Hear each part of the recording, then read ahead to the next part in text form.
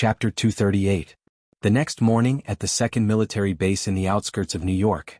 From time to time, military helicopters and transport aircrafts landed at the spacious airport. Elite soldiers from all over the United States gathered together. Under the sun, their strong arms were bare, and they gathered together in teams to discuss and talk.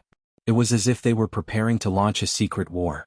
A black military officer and a middle-aged general with white hair and beard stood on a low slope beside the airport. They were observing the elite soldiers that were gradually forming below. "General, I've gathered all the soldiers you've asked for.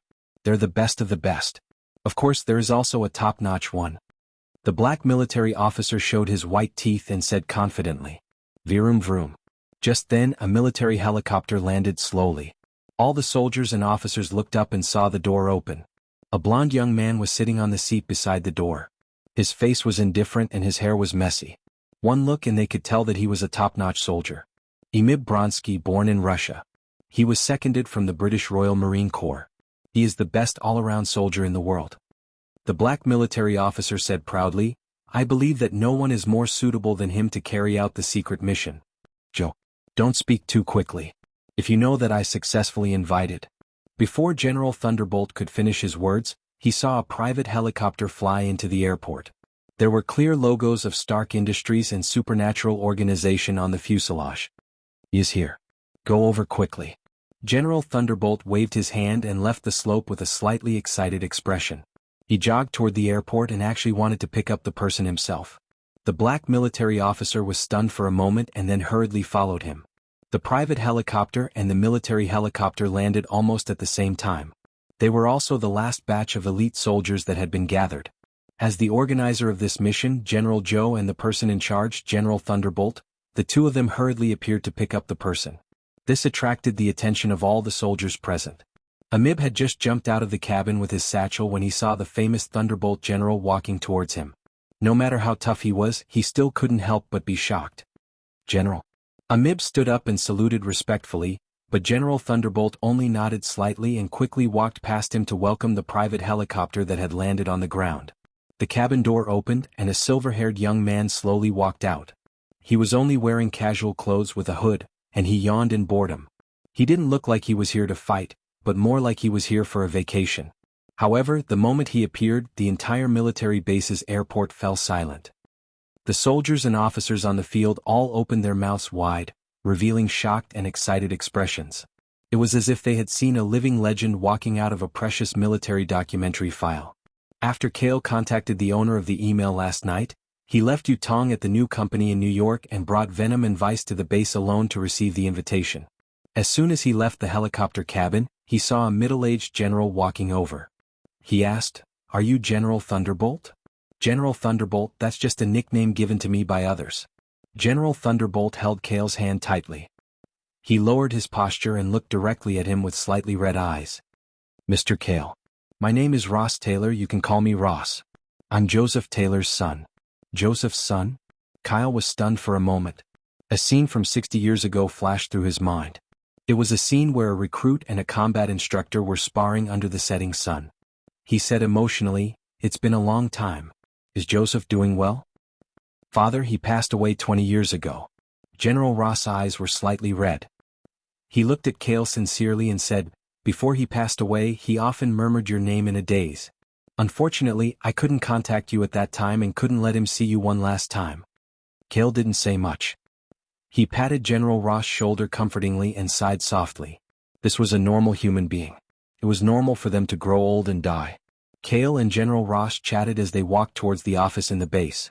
The black military officer was still standing on the airport in a daze. From the moment he saw Kale appear, he was like the soldiers around him, falling into a dreamy state. He actually invited the symbol of peace. Could this so-called secret mission be to destroy a country? The symbol of peace. Amib quietly clenched his fists. His eyes were dyed with a layer of gloominess. Even someone as proud as him had to lower his head at this moment. No matter what level he reached in the military, even if he was at the top level of soldiers in the world. But above this level there was a whole new level. No soldier could chase or even touch it. They could only look up to it. In the general's office. After Kale sat down on the chair, General Ross closed the door. He took out a confidential document from the drawer and handed it over to him. Kale didn't stand on ceremony. He opened the document and flipped through it. It was information about a young man and a thick stack of confidential files. What you're holding now is Bruce Banner's personal file and the confidential file on the Hulk incident. General Ross explained simply. Bruce Banner was originally a biology professor at Culver University. He was in charge of the Biological Cell Technology Enhancement Project. Later, due to a biotechnology accident in the laboratory, he was exposed to a large amount of gamma radiation. His body mutated and he turned into the extremely powerful green creature in the video last night. We called it Hulk. Kale flipped through the document. There were a lot of pictures at the back. They all described the size of the army where and when they fought with Hulk. In all the big and small battles, the military suffered a crushing defeat. In the pictures, regardless of whether it was tanks or fighter jets, they were all crushed and torn into a pile of scrap metal without exception. General Ross continued, after a few failed attempts to capture Hulk, he disappeared. In these 4 years, the military suspected that he had returned to his human form and was hiding in some corner of the world. You contacted me in such a hurry because you found him? Kale smiled and judged. That's right. General Ross nodded and said solemnly, 2 days ago, an old man bought a bottle of drink from Brazil in a supermarket in New York. He died on the spot after eating it. The doctor detected a very high level of gamma radiation in the drink. After sending people to investigate for 2 days, I'm certain that Hulk is hiding in Brazil. I've also basically confirmed the specific location. It's fine as long as you find him. Kale nodded and put down the document. He looked straight at General Ross and asked, Are you sure that you'll listen to my orders throughout this mission? Of course. General Ross nodded decisively. Good. Now I'll give you my first order. Kale said in a low voice, For this mission, all combat personnel are listed as logistics. Evacuate and guide the ordinary people who may be affected. Chapter 239. In a cheap rental single room in the slums of Rocinha, Brazil.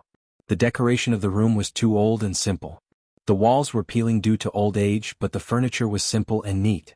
Under the dim light from the glass window, a young man with curly hair sat cross-legged on a small square straw mat. He was only wearing a pair of large underpants. He controlled his breathing evenly and began to lower his eyelids slowly. He practiced a breathing technique from Indian yoga, which was to use abdominal breathing to slow down his pulse and adjust his emotions. However, not long after he closed his eyes, his vision fell into endless darkness. A green monster trapped in the cage of his subconscious roared angrily at him. The powerful green and violent cells that filled his blood and genes were rapidly eroding and infecting other red blood cells. Huff, huff, the curly-haired young man began to pant rapidly. His face was slightly ferocious. The veins on his forehead were bulging and cold sweat poured out, drenching his entire body. Although he tried his best to suppress it, he was on the verge of losing control of his body.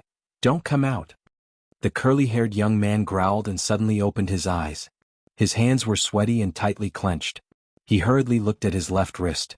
There was a physical watch that monitored his heart rate. The number on it was over 200 and gradually decreased, approaching the normal number of 100. Here we go again. The curly-haired young man smiled bitterly. After hiding in Brazil for more than 3 years and mastering ancient yoga and integrating into the local life, as long as he controlled his emotions and did not get angry, he would not become Hulk who only knew how to fight and destroy. Now, it had been more than 100 days since he last transformed into Hulk. However, for some reason during this period Hulk, who had always been quiet, became more and more restless. He began to consciously break free and go to a certain place in the West. The West was America. In his hometown there was the person he loved, a place that he missed but could not get close to. However, in the past 2 days, the curly-haired young man had a strong sense of uneasiness in his heart. It was as if there was something in America that attracted Hulk. His anger had reached the critical point of transformation many times. No matter what, I will not let you out, and I will not let you return to New York. The curly-haired young man took a deep breath and calmed himself down. He wiped the sweat on his body with a towel and continued to adjust his emotions while practicing Indian yoga. The tiger in my heart sniffs the rose. Whoever dares to provoke me will destroy the world. Over the vast ocean, on a giant American transport aircraft sailing in the direction of Brazil. Inside the cabin, the armed soldiers who were ready sat in rows of seats in silence. Although the mission's danger was greatly reduced after the combat classification was changed to reconnaissance and logistics, it still caused the elite soldiers to be slightly dissatisfied. Of course, if they knew what kind of enemy they were about to face, they probably wouldn't think so. From time to time, the armed soldiers would raise their heads and cast their gazes as if they were looking at an idol. There, accompanied by General Ross, was a silver-haired youth sitting upright with his eyes closed. Cale's handsome face was expressionless, but at this moment, his state of mind was far from as calm as it looked. The closer the fighter jet got to its destination in Brazil, the more it burned, the brighter it became. Two tigers cannot live on one mountain. If the Earth were to be compared to that mountain, then the only creatures in the world who could use their physique to become a tiger were Cale and Hulk. Cale had never had such a strong desire to win as at this moment. After he drew the Protoss gene card, he was eager to compete with someone of the same level. "Mr. Cale, do you really want to face Hulk alone?" General Ross lowered his voice and asked worriedly. It was not that he did not believe in the symbol of peace, but Hulk was too powerful. He was so powerful that he did not dare to inform the elite soldiers in advance that the person they were going to capture was an invincible monster. "I'm very sure." Cale nodded and opened his eyes. His golden pupils flashed with a glimmer of brilliance. "The strongest on the surface? I'm not convinced." Around 9 o'clock in the evening, the slums of Rocinha and Brazil were different from the bustling big cities. The lights in the residential areas next to the factories were dim early, and the local residents who were tired from the day's work were basically asleep. At this time, several mysterious vehicles were parked in an alley in the residential area. One of the bulletproof camouflaged vehicles was brightly lit and spacious. It was equipped with all kinds of technological equipment and several split screens. General Ross wore earphones and held a military walkie-talkie. He looked at Cale, who was sitting across from him. "It can't be wrong. Bruce Banner is in his house." Cale shrugged and suggested, "Let your soldiers go over first and see if they can capture him in human form. If they can't capture him, it's best to lure him to the factories. The residential areas here are too densely packed. It's not suitable for battle." General Ross nodded and obeyed, sending out orders into the walkie-talkie. "All elite soldiers, bring your numbing firearms and infiltrate the target's house." After receiving the order, the doors of the other vehicles opened immediately. Nearly 10 fully armed elite soldiers lowered their bodies skillfully and walked quickly into the alleys. They were indeed the best of the best. Under the cover of the night, no one could see their figures or traces. Amiibo rushed at the front. The dark night and narrow alleys did not affect his agility. He quickly arrived at his destination's house. "Ow ow." The big black dog that was tied up downstairs was startled. As soon as it barked, Amiibo reacted and aimed. The numbing bullet accurately hit the big black dog's neck and silently caused it to crawl on the ground. Amiibo waved his hand forward. His teammates immediately followed behind him and quickly went up the stairs to the 3rd floor. Bang! After installing a small bomb on the door of the target's single room and detonating it, Amiibo rushed into the room with his gun and fired a few shots at the single room's bed. If everything went smoothly, the operation would end here. Amiibo raised his eyebrows and sharply sensed that something was wrong. He went up and lifted the blanket, only to realize that there was a pillow underneath. The target escaped. Amiibo reported in a low voice. "Chase." This was General Ross's order from the other end of the walkie-talkie. The elite soldiers immediately followed the tracks downstairs and quickly found a young man with curly hair. He was wearing a red shirt and carrying a backpack. He was running toward the end of the alley. As if he knew the consequences of his anger, the young man with curly hair was running in the direction of the isolated factory. At the same time, in the command vehicle, Cale seemed to be unable to sit still. He suddenly stood up from his seat and reached out to open the car door. General Ross looked at him in shock. "Mr. Cale, what are you?" "It's coming out." Chapter 240. In an alley near the factory. The curly-haired young man, the target of the elite soldiers, Professor Bruce Banner, was running around desperately. Beep beep beep. Due to the heat from the intense exercise, Bruce frowned and his face was filled with fear. The watch on his left wrist that showed his heart rate started to beep. The number on it had already increased from 100 to 200. Don't come out, bear with it a little longer," Bruce muttered as he panted heavily. His right hand pressed hard on his chest. His heart was beating strongly like a monster roaring angrily. As he muttered to himself, the monster seemed to be trying to persuade him to stop. However, at this moment, 2 soldiers suddenly rushed out from the alley in front of him and blocked his way. "Stop. Don't move." Bruce's expression changed. He turned around and was about to walk back, but the sound of footsteps and figures followed one after another. The path behind him was blocked by even more soldiers in the blink of an eye. "Raise your hands. Squat down." You have nowhere to run. Amib walked out from the group behind him. He aimed his gun at Bruce and said coldly, "Don't force me. If this continues, it's going to come out." Bruce raised his hands helplessly and said with a face full of fear. Faced with a situation where he had nowhere to run, his heart rate watch started to beep again. The number on it had quietly jumped past 200. What's coming out? Amib frowned. He didn't think too much about it. In order to prevent any accidents, he still pulled the trigger subconsciously. The bullet from the paralysis gun accurately hit Bruce's neck. Bruce's eyelids rolled and he fainted due to the paralysis. He fell forward on the floor of the dim alley. Only the heart rate watch was still beeping. No one noticed that the number on it was close to 300. The target has been knocked out. Retrieving now. Amib reported into the walkie-talkie and waved his hands forward. The two teammates behind him immediately put away their guns and rushed forward with handcuffs and other tools. Gotcha.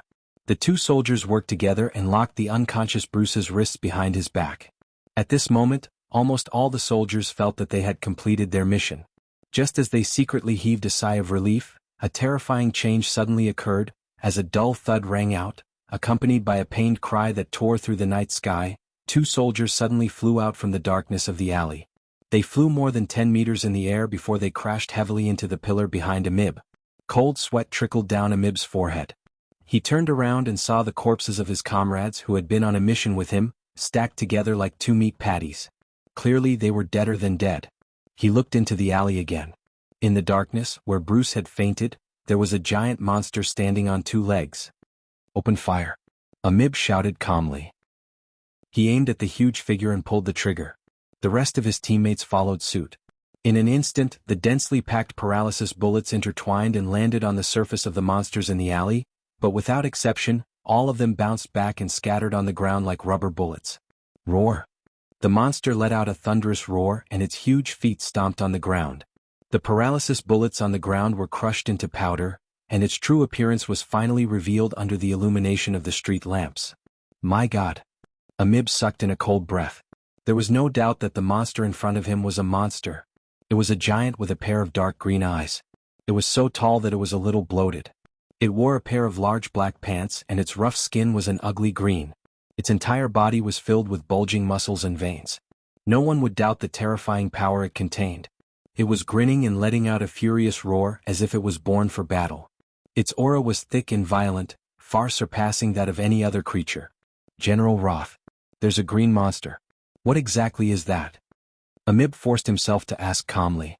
That's our target tonight, Hulk. General Roth sighed in response from the battle earpiece. When he knew that Hulk had appeared, he knew that the elite soldiers had already lost the battle. Hulk. Amib did not have time to think too much. Hulk had already charged forward, and the ground trembled with every step he took. The threat of death far exceeded that of a rhino charge. Retreat! Amib shouted and turned around to escape. His teammate beside him reacted a beat too late, and Hulk caught him with his bare hands. Amib had seen all kinds of battles, but this was the first time he had encountered a monster like this. He had just rushed 10 meters away when he heard the sound of wind whistling behind him. He turned around and saw that Hulk had thrown his teammate's body like a weapon in his anger. Amib did not have time to dodge and could only raise his hand to block. As a result, the force was transmitted to his shoulder, and there was no room for him to dissipate the force. In an instant, even his own body was sent flying. Amib rolled on the ground a few times and broke many of his ribs. In the end, he crashed into the wall in a bloody mess. This was Hulk. His casual strength was measured in tons. Normal people were as weak as ants in front of him, unable to withstand a single blow. Roar! Hulk roared angrily and took a few steps forward, approaching Amib who was twitching on the ground. It's not bad to die in the hands of such a powerful creature. Amib forced a smile and closed his eyes in resignation. However, after a few seconds he still did not die. He opened his eyes in surprise. Hulk stopped beside him. The shadow of his huge body covered him, but his eyes did not even look at him. He only raised his head to the night sky, and a different emotion appeared on his monstrous face. Curiosity, realization, wildness, brutality, coldness, and a high fighting spirit. In the night sky, Kale floated low in the air. His silver hair was messed up by the night wind. His golden eyes were burning like flames, and his dark wings flapped lightly, forming small hurricanes and white waves. Kale looked at Hulk and Hulk looked at Kale. The two of them stared at each other like this, unable to tolerate any other weak creatures. The auras of the two of them were pulling each other. "So it's you," Hulk said in a low and hoarse voice. If Bruce Banner still had consciousness, even he would be astonished. That transformed state that only knew how to rage and wreak havoc could actually speak human language one day. "Come here." Kale smiled faintly. He flapped his wings lightly and turned into a black shadow, flying rapidly to the factory beside him. Hulk grinned, squatted down slightly and jumped with all his might. He exploded with an amazing jumping ability, jumping dozens of meters high without any assistance. He crossed the alley and fell straight to the empty space in the factory that Kale had arrived at. When he landed on the empty space, the cement ground could not withstand the impact and cracked open. Hulk looked at Kale, who was 10 meters away, and roared angrily again, as if the lucidity of speaking human language just now was just an illusion. "Come on." Kale took a deep breath and clenched his hands. Venom excitedly covered his body with a biological coat and turned into a dark monster that did not lose to Hulk in appearance. There was no technology or magic in this battle. There was only the physique of a mutated creature that had reached the limit. This was the top confrontation in the history of Earth: strength against strength, speed against speed, and physique against physique. Chapter 241. Under the darkness of the night, in the open space beside the factory. Kale, who was completely covered in venom, had long and narrow eyes that were scarlet. Every muscle on his tall body was bulging, and there were lightning-like and flame-like patterns on the surface of his body. He looked like a dark monster from hell. Hulk, who had transformed into Bruce, had beast-like green eyes. His dense muscle fibers were even rougher and sturdier. The veins on his body were bulging with strength and anger. He looked like a green giant from billions of prehistoric times. Both of them no longer looked like humans. Whether it was their appearance, personality, or aura, they were completely inclined towards inhuman wildness. Their existence itself was detached from the aesthetics of nature. Their bodies contained terrifying power, as if they were born purely for battle. Very good prey. Venom laughed wildly in Kale's mind. Driven by his high spirits, Kale grinned happily and no longer suppressed his desire to fight. He clenched his dark fists and raised his left fist provocatively at Hulk. "Roar!" Hulk roared angrily and stomped his left foot on the ground. The cement floor instantly crumbled like a spider web. Hulk's slightly bloated body was as fast as a giant cannonball with its amazing jumping ability. With dust rising from his tail, the Hulk was already in front of Kyle in the blink of an eye. Without any fancy fighting skills, the Hulk simply arched his right hand backward, put his strong and huge shoulders in front of him, and charged forward with the brute force of his entire body. Hulk's shoulder collision. There were no energy fluctuations, but the air waves still exploded exaggeratedly in all directions under the high-speed movement of his physique. Even a high-speed rail plane would be destroyed on the spot if it was hit head-on by this attack. Even if it was a skyscraper, it would collapse on the spot. Kale's eyes widened. He originally wanted to block with his fist, but his combat experience prompted him to change from offense to defense at the last minute. He quickly crossed his hands in front of his body and acted as a physical shield. His left foot was pushed back on the cement floor. Then the two of them collided with a muffled sound at zero distance. Kale's long and narrow pupils suddenly contracted. He felt that what landed on his arms was not a shoulder attack from a living creature, but a meteorite falling from the sky. To be honest, he regretted it the moment he came face to face with Hulk. Hulk stopped at the spot where Kale was standing and raised his right shoulder. The debris and dust were lifted a few meters away.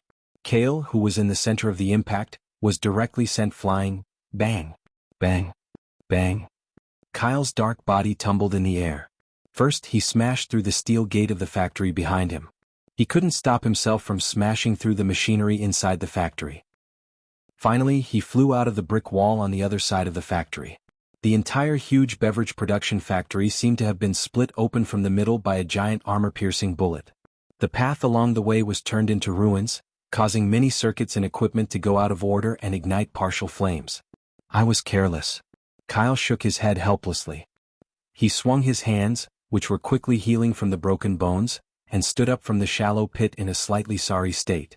However, he was sent flying 50 meters away in a single exchange. Not dodging the attack had always been his habitual thinking.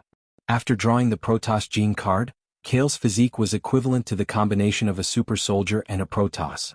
His physique alone was stronger and stronger than the average Protoss. He could perfectly exert 10 tons of strength with a wave of his hand. Coupled with the full coverage buff of the mature Venom, his strength had reached nearly 15 tons. His physical defense was also relatively strong and invincible. But Hulk's pure physical strength was hundreds of tons. That's right, hundreds of tons of strength. Kale naturally checked Hulk's cards when he got close.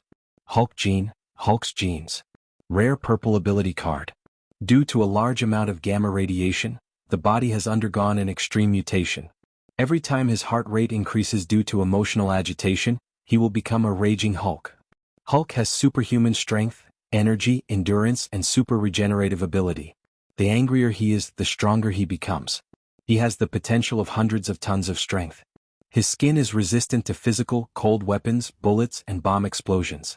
He is immune to diseases and poisons, and is immune to extremely high temperatures. His leg muscles are unusually developed. He can jump, cross long distances, run quickly, and even create shock waves by clapping his palms. Secreted glands can strengthen his lungs. He can breathe and move quickly underwater at various depths. Warning: his body and consciousness are usually controlled by Hulk after transformation. Current status: unable to draw, rare purple ability card prefix is already available. Hulk really has the perfect gene in terms of combat power. Kale sighed. Even he was envious of Hulk's superhuman physique. Although the Protoss gene was equally powerful, he was completely defeated by Hulk in terms of physical strength. Of course, the lifespan and divine potential of the Protoss were not something that Hulk could compare to. More importantly, Hulk's genes would split into a Hulk personality in the original body and gradually dominate the original body's consciousness. In other words, Hulk's genes had reached a certain evolutionary extreme. They were so powerful that they were on the verge of self-destruction and destruction. Because they had always retained their human personality, they were able to reach their current state of equilibrium. Before Kale could think too much, the ground trembled again. He quickly looked up and saw Hulk in the night sky in front of him. It was falling toward him. I can't take it head on. As soon as Kale thought this, he reacted quickly and rolled on the ground. Just as he finished dodging, Hulk landed in the original pit. The ground trembled and countless pieces of gravel and dust flew everywhere. Whip. Plus. While he was rolling on the ground, Kale glanced at Hulk from the corner of his eye. He swung his left hand and a long black whip quickly shot out. The long whip wrapped around Hulk's thick neck and pulled his body behind Hulk's back. At the same time, Kale clenched his right fist tightly. 3 dark claws stretched out from the tip of his fist. They tore through the dust and air and pierced straight toward the back of Hulk's neck. Roar! Hulk roared. He touched his back with his big hand and stained it with dark green blood. He turned around angrily and was about to grab Kale. Stepping on the back of Hulk's head to avoid the big green hand, Kale took advantage of the momentum and jumped. He turned into a dark shadow and shot toward the factory. The quick and fierce attack of the dark claws only pierced through Hulk's basic skin. How could he fight it head-on? Kyle gritted his teeth. Once again he was faced with the same problem as when he fought against Kratos the god of war in the duel arena on planet Sokka. In the state of being completely covered by venom, in the face of an abnormal enemy with thick skin and flesh, it was not enough to rely on the long whip, sharp claws, and blade mode. What's more, his opponent now was Hulk. Even with thousands of tentacles, Kale was not confident that he could seriously injure it. Let me think about how to fight. Chapter 242. Inside the enclosed production factory. It was late at night and the workers had all gone home to sleep. Thanks to this, they were able to escape from tonight's battle. The huge assembly line production factory was divided into 3 floors by metal frames. Some of the equipment had been smashed by Kale and were emitting sparks and black smoke. Thud, thud, thud. The ground of the factory trembled slightly as a dark green giant barged in. Its oily green eyes scanned the surroundings as if it was looking for someone in every corner. Whoosh! A faint black shadow swept past from the left. Hulk grabbed the metal frame and broke it into pieces before throwing it over. The metal frame brushed past the black shadow and smashed into the glass frame behind it. The sound of glass shattering could be heard. The black shadow disappeared again and silently blended into the shadows of the night. Roar! Hulk growled impatiently. Seeing an air tank in front of him, he walked forward and grabbed the bottom of the tank with both hands. It was a huge cylinder with a length of 7 meters and a radius of 2 meters. He used it as a tool to pull out more than 10 tons of material. Hulk pushed with both hands and the huge air tank flew out. It rolled on the ground and swept away the countless equipment bunkers in the small half of the factory. Whoosh! A black shadow seemed to be forced out of the tank and flashed in the shadows. Hulk's senses were very sharp. He growled and immediately sprinted into the shadows. As his body approached, black whips twisted and intertwined in the shadows. They reflected the dim light and faintly formed a half-formed net with the help of the iron pillars in the factory. After the Hulk walked into the trap, a scarlet light flashed across the ceiling of the third floor above his head. Reel in the net. Kyle was originally standing upside down on the ceiling. At this moment he abruptly jumped down from the ground. The long whips in his hands violently pulled downwards, causing the net that had been woven with the whips to shrink. The green giant roared angrily. The tough dark whip wrapped around his hands, waist and neck, and tightened around his neck with all its might. Kale did not attempt to subdue Hulk with his whip. As long as he could temporarily restrict his movements, he would be able to bring the battle back under his control. Have a taste of this. He licked his lips with his scarlet tongue, and a strong blast of air burst out from under his feet. He pulled the long whip with both hands and at the same time sprinted forward in the air. Following the momentum of his body, he kicked Hulk's face with his knee. This knee strike perfectly fused the strength of the three parts of the body, bringing out the strength of the body to the extreme. Kale's expression changed slightly. Hulk's body did not move at all, and his head only tilted to the left. Green blood flowed out of his nose, and his head was a little dizzy from the huge impact. But that was all. They were all superficial wounds. This was not enough to win the battle against Hulk. Instead, it made him even angrier and more violent. Hulk stared at Kale, who was close to him. His green eyes were burning with anger. Under the strength of his strong hands, the tough whip began to break. Kale was not afraid at all. He took the opportunity to quickly retract his knee. His left hand was still bound by the long whip, and his raised right hand had turned into a sharp blade. He slashed towards Hulk's forehead quickly and forcefully. The blade flashed and the blade touched between Hulk's eyebrows, creating a deep wound. Disgusting green blood flowed out. Roar! Hulk roared angrily. All the long whips that were binding him were completely broken.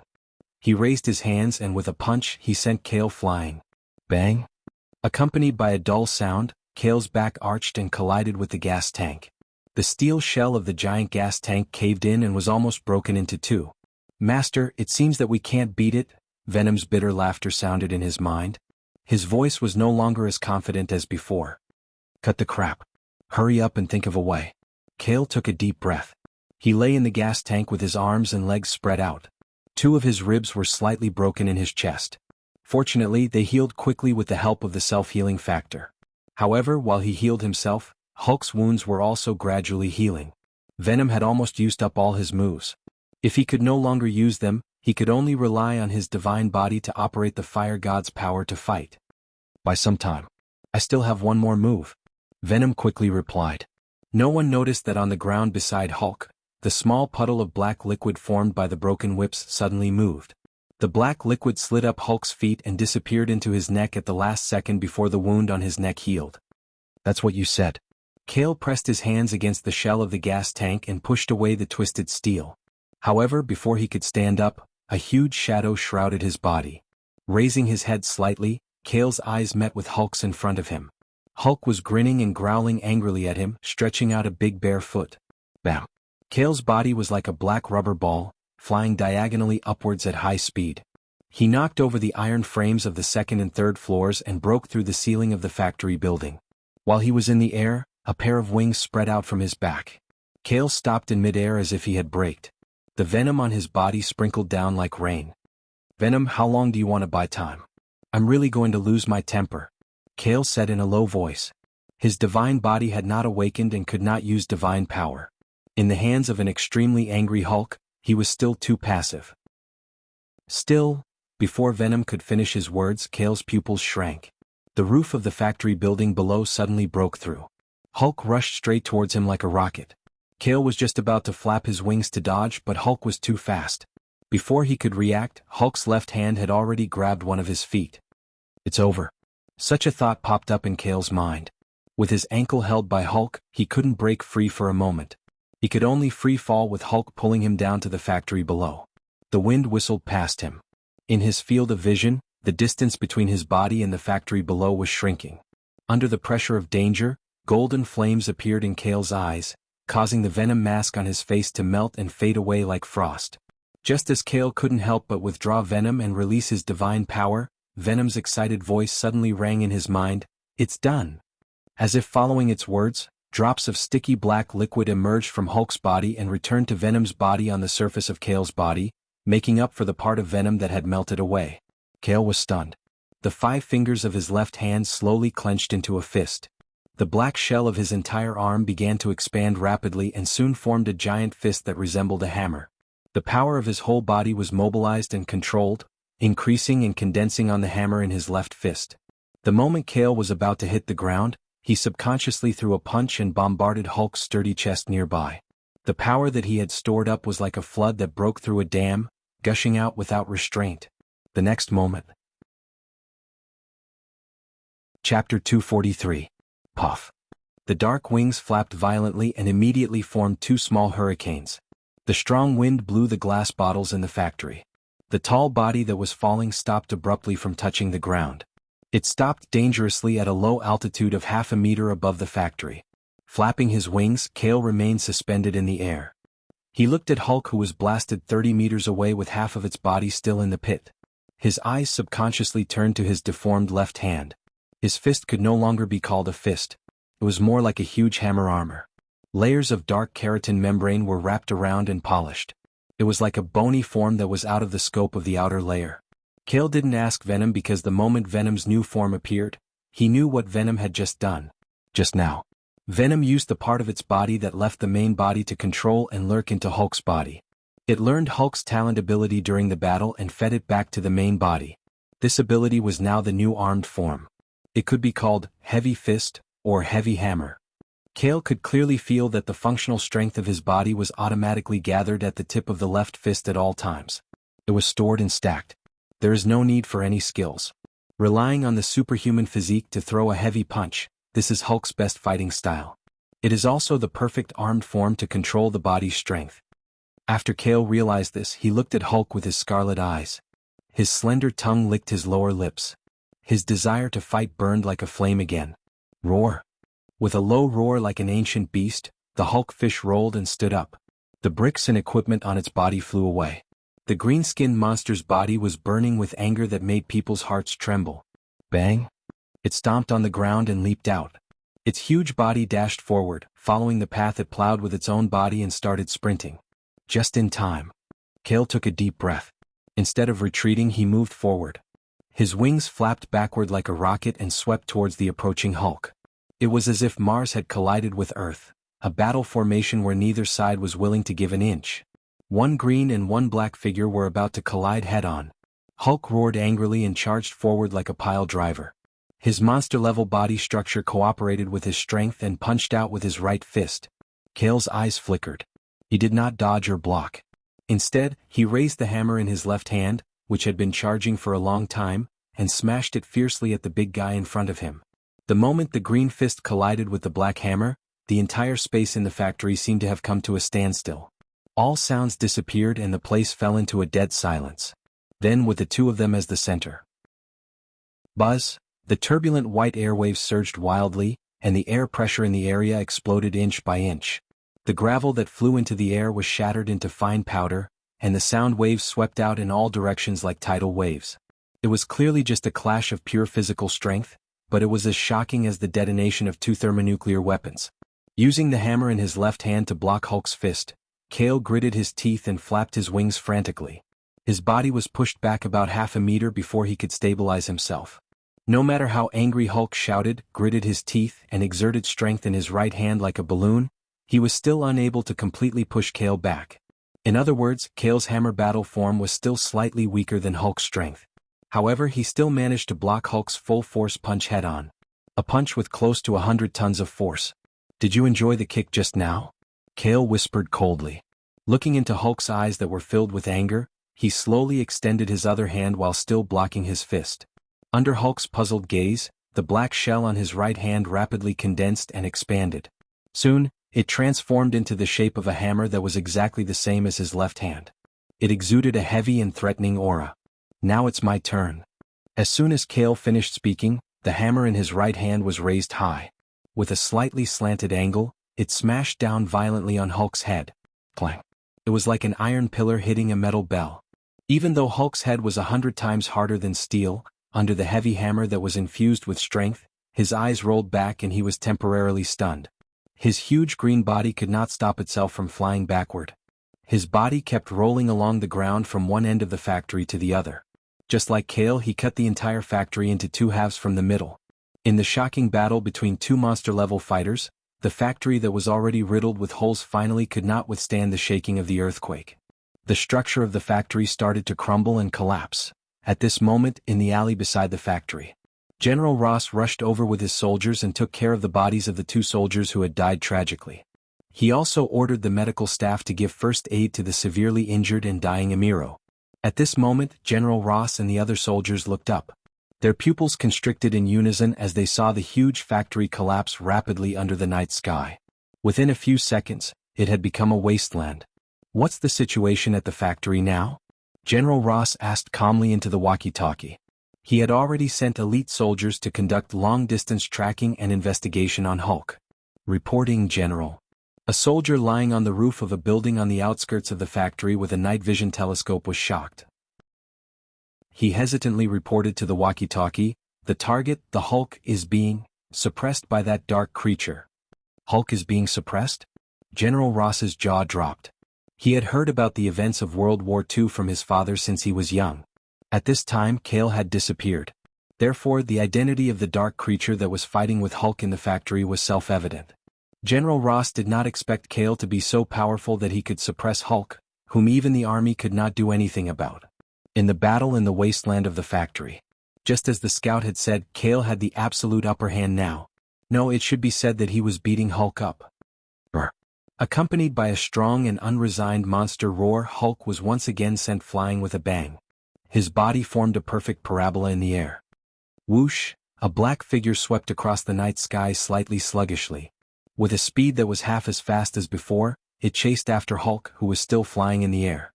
Hulk angrily opened his arms and tried to catch the black figure. However, with a slight flap of his wings, Kale agilely dodged and flew above Hulk's head. With the slightly clumsy hammer form, Kale's agility was greatly reduced. However, with the help of his wings, his speed was still a notch higher than Hulk's. Kale grinned and swung the dark hammers in his hands. He swung them left and right at the Hulk, who had nowhere to borrow strength from, and smashed him down bit by bit. Hulk, who was full of anger, could not use his strength. The heavy hammers were like missiles that bombarded the greenskin's muscles. Chapter 244. Kale's dark wings fluttered slightly as he spun in the air and smashed his twin hammers onto Hulk's body.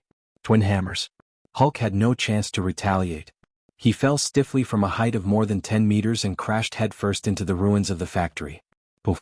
It was as if a small meteorite had landed on the ground. Under the strong impact, gravel and dust flew everywhere and a 3-meter-wide crater was formed. Kale panted heavily and flew to the edge of the crater.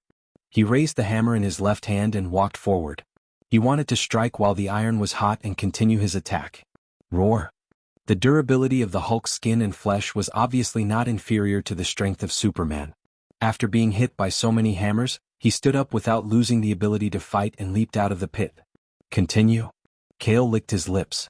He held the hammer in front of him and tensed his body. He was ready to fight with all his might.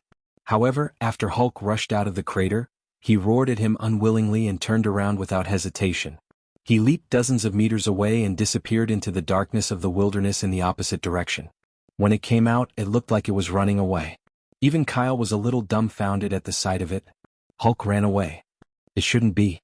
Even if Hulk was facing an enemy who was 10 times or 100 times stronger than him, he would be so angry that he would fight whenever he saw him. He didn't know what fear and running away were. That's right.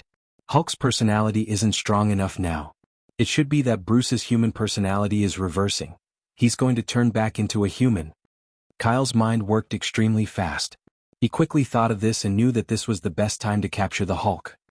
He was about to chase after the Hulk, who was gradually getting farther away, but as soon as he opened his wings behind him, his movements suddenly stopped. This is... Kale's pupils constricted. The heavy hammers in his hands began to fade. He couldn't maintain the state of being completely covered by venom. The black liquid began to melt down like water. Drip, drip. Sorry, Master, Venom said weakly. The symbiotic body changed into casual wear mode, which consumed the least energy. Master. Vice's deformed metal necklace shimmered as she explained. You were in a symbiotic state with Venom just now. After maintaining the two-handed hammer combat form, Your stamina has been severely consumed. Now you are almost exhausted to the limit. I know. Cale gasped for breath. His face was a little pale and sweat dripped down his body like rain. After leaving the state of full coverage, Cale felt as if he had gone from being at the peak of his strength to a state of exhaustion. The intense battle and the soaring adrenaline had affected his judgment of his own body. Only when he completely stopped moving and relaxed his tense body did he realize how bad his body was. Tired. Both his mind and body were exhausted. Every punch in the heavy hammer state required him to transfer all the strength in his body to the maximum, so there wasn't a single muscle in his body that wasn't sore and tired. Hungry. His stomach was rumbling with hunger. Instinctively, his god body needed food to support itself. The self-healing factor and the cells in his body seemed to be screaming and crying for enough nutrition. Trapped. His eyelids were as heavy as lead. His consciousness was so dispirited that he wanted to sleep. He couldn't wait to lie down on the ground and have a good sleep. Just like before, the side effect of using thousands of tentacles, but this time the situation was even more serious. Because it was his first time using the heavy hammer and his hands were deformed, it was caused by continuous high-load combat. I actually got a little carried away. Cale sighed. He could only raise his head slightly and watch Hulk disappear into the night in the distance. At the military vehicle of the Field Command Center, General Ross was back in the car, receiving information from the scouts everywhere. But 5 minutes ago, the battle in the factory ruins had quieted down, and there wasn't much information sent back. Just as he put down his headphones, a soldier's voice suddenly came from outside the car. General, Mr. Cale is back. What? General Ross was shocked. He quickly opened the car door and went out to greet him. Sure enough, he saw Cale surrounded by a few armed soldiers, walking over with a sleepy face. Mr. Cale, are you okay? General Ross didn't ask about Hulk's situation right away. He asked with concern. I'm fine. Hulk ran towards the wilderness. He should have turned back into his human form by now. You can send soldiers to track him down. Cale replied weakly. General Ross didn't think too much about it. He immediately ordered the surrounding soldiers to follow him. After the armed soldiers left, Cale entered the car and leaned against the seat tiredly. General Ross looked at him worriedly. Mr. Cale, you seem to be very weak. Do you need a doctor to check on you? No. Cale shook his head and said softly, I just need food now. Food. General Ross was stunned. He immediately ordered the soldiers to bring over the canned food and compressed biscuits. Looking at the large and small cans in front of him, Cale wasn't picky. He picked up a can and opened it with his fingernails. He stuffed a large piece of meat into his mouth with a spoon and wolfed it down. A few minutes later, General Ross lowered his head and looked at the empty cans on the ground beside the car. He swallowed his saliva and said calmly into the walkie-talkie, Give me more food. Enough for 10 people. Kyle put down his spoon and finally stopped eating after he had finished eating enough for 30 people. However, his stomach didn't seem to be bloated at all. Mr. Cale, do you still want to eat? General Ross went forward and asked carefully. No need. I'm a little full. Cale breathed a sigh of relief. The hunger in his stomach had been eliminated. General Ross's face was bitter. A little full? You've eaten 1/3 of the food supply for this mission by yourself. I'm going to sleep. Don't disturb me if there's nothing. As soon as Care finished speaking, he closed his eyes without waiting for General Ross to respond. Half a second later, he fell into a deep sleep, the back of his head leaning against the seat and snoring loudly. General Ross blinked and sighed. The symbol of peace. What a godly man. The night passed. After dawn, the old factory site was reduced to ruins. There were many shocking traces of battle on it. The residents there were shocked. There were also rumors of the battle between gods and demons last night. The armed soldiers searched for half the night. General Ross finally received an important piece of information. Bruce Banner came to the port off the coast of Brazil and completely disappeared. It was very likely that he had left Brazil on a ship. Where would Bruce go after leaving Brazil? Chapter 245. America Second Military Base. The large transport fighter slowly landed at the airport. The military ambulance that had received the notice was already waiting by the side. After the cabin's deck opened, the medical staff quickly swarmed in and carried the unconscious Emedu away on a medical stretcher. General Ross came to the edge of the deck and greeted the officer from the base who had come to pick him up. He turned around and urged the armed soldiers in the cabin, Is it still not enough? As soon as he finished speaking, there was the dull sound of bones cracking. An armed soldier flew out a few meters in a parabolic trajectory from the cabin's hull and landed heavily on the steel floor. "General, we really can't do it?" the armed soldier replied as he coughed up blood. He was helped up by the base's medical staff and taken away on a medical stretcher in a sorry state. Cale was still asleep in the military vehicle. The armed soldier wanted to move him out of the vehicle, but as soon as he opened the door, Cale's subconscious instinctively made him raise his hand and make a simple gesture of shooing away flies. The current Cale's strength was only weaker than Hulk's. A casual slap from him contained at least a ton of force. How could a normal person's body withstand it? Therefore, the armed soldiers who had accompanied him on this mission did not fall in Hulk's hands. Instead, they fell in the hands of the sleeping Cale in the end. General Ross looked at the military vehicle parked in the cabin's hall and did not know what to do for a moment. This was a symbol of peace. He could not leave it on the fighter jet or military vehicle, right? Just as General Ross was fretting, a beautiful black figure in high heels approached the fighter jet from outside the airport. Most of the soldiers who passed by were dazed and had no intention of stopping her. Some soldiers wanted to go up and stop her, but they were quickly stopped by the air wall. General Ross was surprised. He looked at the Eastern beauty in a business suit and was stunned. At the same time, he sensed a faint sense of danger from her. He could not help but ask seriously, "You are?" "Family Cal, from the Unnatural Law Firm." Yu Tong smiled and handed over a black and gold card that looked like a card. Her slender, white finger pointed at the military vehicle Cale was in. "I'm here to pick up our master. California, outside the visa checkpoint." After a series of thrilling disguises, Bruce Banner, with a tattered shirt and a pair of loose pants on his lower body and a cap on his messy hair, finally stood on the land of his hometown that he had not seen for a long time. The military's arrest warrant had been issued for 4 years. If it wasn't for the military's surprise attack, which forced him to take the wrong path back, he probably wouldn't have returned to this country for the rest of his life. Bruce lowered the brim of his hat, hiding his weathered face in the shadow. He carefully avoided the noisy crowd and walked on the street like a homeless man. He walked around aimlessly for a while before he raised his head in surprise. Only then did he realize that he had subconsciously arrived at the main entrance of a university. Culver University. This was the place where Bruce's fate changed. 4 years ago, he had fallen from the pinnacle of his career and love life to the bottomless abyss of being a monster criminal who escaped from an accident. At the entrance of the university, birds were singing and flowers were fragrant. The fountain was shining with golden light under the sun. Young boys and girls were playing on the lawn, and the aisles were full of students and teachers in formal clothes. Bruce was afraid that he would be recognized by someone he knew, so he hid in the shade of the trees in the aisles. As if God was playing a trick on him, a female teacher with long hair and a voluptuous figure happened to walk out of the self-study door. Her hands were intimately holding onto a man in a suit as they walked past the aisles while talking and laughing. It was his former girlfriend, Eliza Taylor, the daughter of General Ross. Bruce sighed in his heart. Just as he was about to turn around and leave, a gust of wind blew and a promotional poster fell into his hand. Unnatural Firm, 6 words that he had never heard of before came into view. Bruce frowned slightly and his gaze moved down to read. "Did you wake up with an extraordinary physical strength? Did you get bitten by an animal and obtain the corresponding animal's racial talent? Did your body begin to mutate due to an accident caused by radiation and thus awaken a superpower that even you can't control? Supernatural Firm specializes in dealing with unnatural events. We are willing to help you solve your problems. For more details, please call the hotline 0001. What company is this?" After reading the introduction, Bruce's eyes widened in shock. This company was simply built for people like him. However, 4 years ago, he had never even heard of the company's name, let alone its existence. "It must be a lie," Bruce muttered and flipped to the back.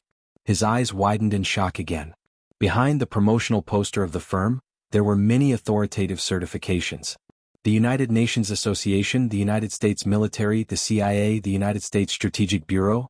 This is a private company? What's its background? Bruce choked and swallowed a mouthful of saliva. He was in a daze. What happened when he was not in the United States? New York, 2nd Military Base, Medical Emergency Room. When the military doctor heard footsteps approaching, he turned around and saw General Ross. He quickly stood up and saluted. "General Ross. How's Emmett?" General Ross's expression was solemn. Through the glass window of the emergency room, He looked at the naked man who was lying on a large instrument with 4 tubes inserted all over his body. He's still in a severe coma. There are many comminuted fractures all over his body. Even if he wakes up, he'll have to spend the rest of his life in a wheelchair if he doesn't become a vegetable. The military doctor did not hide anything and shook his head regretfully. Hearing this, General Ross was silent for a moment. He made a decision and said, "Let him try that medicine." "That medicine?" The military doctor was stunned but quickly understood. He said hesitantly in disbelief, "But if it fails, Emmett will probably never wake up again." "Let's try," General Ross said in a low voice. For someone with such a strong desire to win and pride, if he wakes up and finds out that he's permanently disabled, he'll probably want to commit suicide. It's better to give him a chance now. "Okay, I understand. I'll go prepare now." The military doctor nodded and hurried to the medicine storage room. "It's all up to you now. I'll give you a chance to get close to that man." General Ross looked at the unconscious Emmett and muttered to himself. Many years ago, he had single-handedly initiated and restarted the Super Soldier Project from World War II.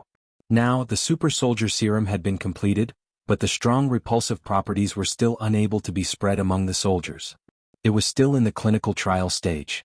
If Emmett could transform from his desperate situation and become a new generation of super soldier, he might be a hero born in the military and slightly touch the realm of strength that symbolized peace. Chapter 246. A day later. California, Culver University, Laboratory Building. Bruce, dressed in casual clothes, sat in front of the computer in the laboratory and communicated with a scientist who studied gamma radiation through a chat software. He glanced at the female teacher beside him from time to time with an indescribable bitterness at the corner of his mouth. Bruce hesitated again and again yesterday. In the end, he did not contact the unnatural firm because of his inner guard. He wanted to rely on himself to solve the symptoms of Hulk's transformation. In the end, perhaps God had mercy on him and let him reunite with his girlfriend last night. "Banna, is your friend reliable?" Elisa put her hand on Bruce's shoulder and asked nervously. When she saw Bruce last night, she was so happy that she almost went crazy. Now, she did not want to leave his side for even a moment. She was even more afraid of losing him again. "Reliable. I've been secretly contacting him in Brazil. He specializes in gamma radiation. Only he understands the current situation of my body." Bruce took a deep breath and said excitedly, "I sent him some body serum last time. He sent me a message saying that he has a little chance of eliminating the gamma radiation in my body." "I hope it works," Elisa said expectantly. Boom, boom, boom. Suddenly, there was a chaotic noise outside the window of the building. Elisa hurriedly stood up and looked out the window. On the green lawn that was as soft as a carpet, armored vehicles loaded with armed soldiers drove in from all directions and surrounded the outside of the laboratory building. At the back of the army, her father, General Ross, was the leader. "Banna?" Elisa looked back worriedly. Bruce sensed something and stood up from his seat. He shrugged and said, "Elisa, leave this place immediately." "But..." Elisa wanted to say something, but Bruce interrupted her and said with a bitter smile, "Don't worry, it's hard for me to die even if I want to." Half a minute later. When he saw Elisa running out of the building, General Ross did not hesitate anymore. He coldly ordered the soldiers, "Smoke bomb, force it out." "Roger." 2 soldiers immediately carried their guns and fired smoke bombs at the building. Within a few seconds, the inside of the laboratory building was covered in thick smoke. Under everyone's nervous gaze, a huge shadow suddenly appeared in the white smoke inside the floor-to-ceiling glass of the laboratory building. Brr. As the monster growled, the floor-to-ceiling window exploded from the inside out. Hulk, who was only wearing a pair of large underpants, roared angrily and jumped down from the 3rd floor to the lawn outside. "All soldiers attack." General Ross waved his hand. Meanwhile, New York, DeHowe Tower, top floor office cum lounge. After sleeping for an unknown period of time, Cale raised his eyebrows slightly, and his brain gradually woke up from its daze. Before he even opened his eyes, he felt that he was lying on a soft bed. However, the pillow was not only soft, but also had a suitable warmth and fragrance. "Boss, you're awake?" Cale's eyes widened as the woman called out to him softly. What entered his vision was a pair of breasts wrapped in a shirt and a beautiful face. "Oh, so it was you Tong's lap pillow." Cale yawned slightly and got up from the bed. His bare feet stepped on the cold floor. He looked at the luxurious bedroom he was in and the city scenery outside the floor-to-ceiling window. He had a rough idea of what had happened next. Kale stretched his body and looked at the bright sunlight shining in through the window. He asked curiously, "How long have I slept?" "Should be about a day and a half." Yu Tong transformed into a secretary and got down from the bed. She tidied up the quilt and pillows on the bed and smoothed out her wrinkled stockings and suit. "What's the situation with Ross?" Kale asked as he looked for slippers. Yu Tong tapped lightly with her finger, and a cupboard opened automatically. A pair of slippers flew out and landed on the ground in front of him. On the bedside table, Vice, who had transformed into a phone, replied, "They just sent a message half an hour ago saying that they found Bruce's whereabouts. He's in Culver University. They should send the army to encircle him now." "Then there's no hurry." Kale put on the slippers and walked to the bathroom. He waved at Yu Tong and said, "Prepare lunch. We'll go after lunch." "All right." Yu Tong smiled faintly. On the other side. On the lawn of Culver University's laboratory building. Under the dense bombardment of artillery shells, half of the lawn had been burnt to ashes. A few armored vehicles that had been reinforced with armor had been flattened into pieces of steel. Bullet casings and fragments were scattered all over the ground. Hulk, who was at the center of the battle, ignored the bullets that landed on his body. He destroyed the military vehicles wantonly. When the armed soldiers were grazed by him, they were all heavily injured and fell to the ground. "Amib, it's your turn to shine." General Ross suddenly shouted in the face of this situation. Under his command and under the soldiers' gazes, Amib appeared. Dressed in his military uniform, Amib looked like a savior as he strode forward confidently. His physique was clearly much taller. He was close to 1.9 meters tall and had a stocky build. His muscular arms carried a handheld gun. His iron-blooded and cold aura was indomitable. Amib had completed his genetic transformation in the super soldier medicine. Not only had his injuries healed, but he could also clearly feel that his body had become more than 5 times stronger. "Symbol of peace, I finally caught up." Amib's eyes shone. He was very confident and felt that he was invincible. "Now, I'll kill Hulk first and use this battle to make my name as a hero," Amib roared in his heart. He boldly went forward and picked up his handheld gun. He aimed it at Hulk's chest and fired. Roar! Hulk roared angrily. He raised his arm and blocked the powerful cannon fire. Amib took advantage of the situation and moved forward step by step. The handheld gun kept firing. The recoil that was enough to injure an adult's arm was ignored by him as he continued to fire. Hulk's body stiffened. He was covered by the cannon fire, which served as a contrast to Amib's current strength. When the surrounding soldiers saw this, they began to cheer. Amib's lips curled into an arrogant smile. At this moment, a crisp sound was heard as he pulled the trigger. The handheld gun had run out of bullets. Hulk clapped his hands and the shockwave extinguished the cannon fire. He bared his teeth angrily at Amib and took large strides forward to attack. "You've come at the right time. I'll show you my current strength." Amib sneered and threw away the gun in his hand. With a speed that even an athlete could not reach, he squatted and jumped up. He punched out with his left fist. Close to a ton of strength was gathered and blasted out. It met Hulk's fist head-on. Crack. Amib's smile froze on his face. In an instant, the bones in his left hand shattered like an egg hitting a rock. His left wrist was broken at a 90-degree angle. Hulk's fist did not stop. It continued forward and landed on Amib's chest. Bam! Amib's body flew out horizontally. He rolled for more than 10 meters in the air and smashed into a big tree. Amib slid down to the roots of the tree. His eyes were wide open. A large fist mark had caved in on his chest. He could not stop vomiting blood. If not for his super soldier constitution, he would have died long ago. He stared at Hulk, who was not far away. Like a deflated balloon, his spirit and aura were dispirited. Chapter 247. As a new type of super soldier, Amib thought that he had crossed the peak and reached the unreachable pyramid in the clouds. Then all of his confidence, hot-bloodedness, fantasies, and hopes dissipated like smoke under Hulk's punch. It was fine if his body was heavily injured, but the most important thing was his proud soul. It was as if someone had slapped him hard in the face and his face burned and swelled. "This isn't the script I wanted." Amib was furious and embarrassed. He was so depressed that a mouthful of hot blood rushed to his chest and throat. He spat out a mouthful of sticky blood, and his head leaned against a tree root as he fainted. From the moment Amib stepped onto the battlefield to the moment he was sent flying by Hulk's punch, only about 10 seconds had passed. The situation instantly became very awkward. Not only were the armed soldiers confused, even the commander, General Ross, had a forced smile on his face. He couldn't hide his frustration. General Ross had overestimated the power of the super soldier, and at the same time he had underestimated the power of Hulk and Kale.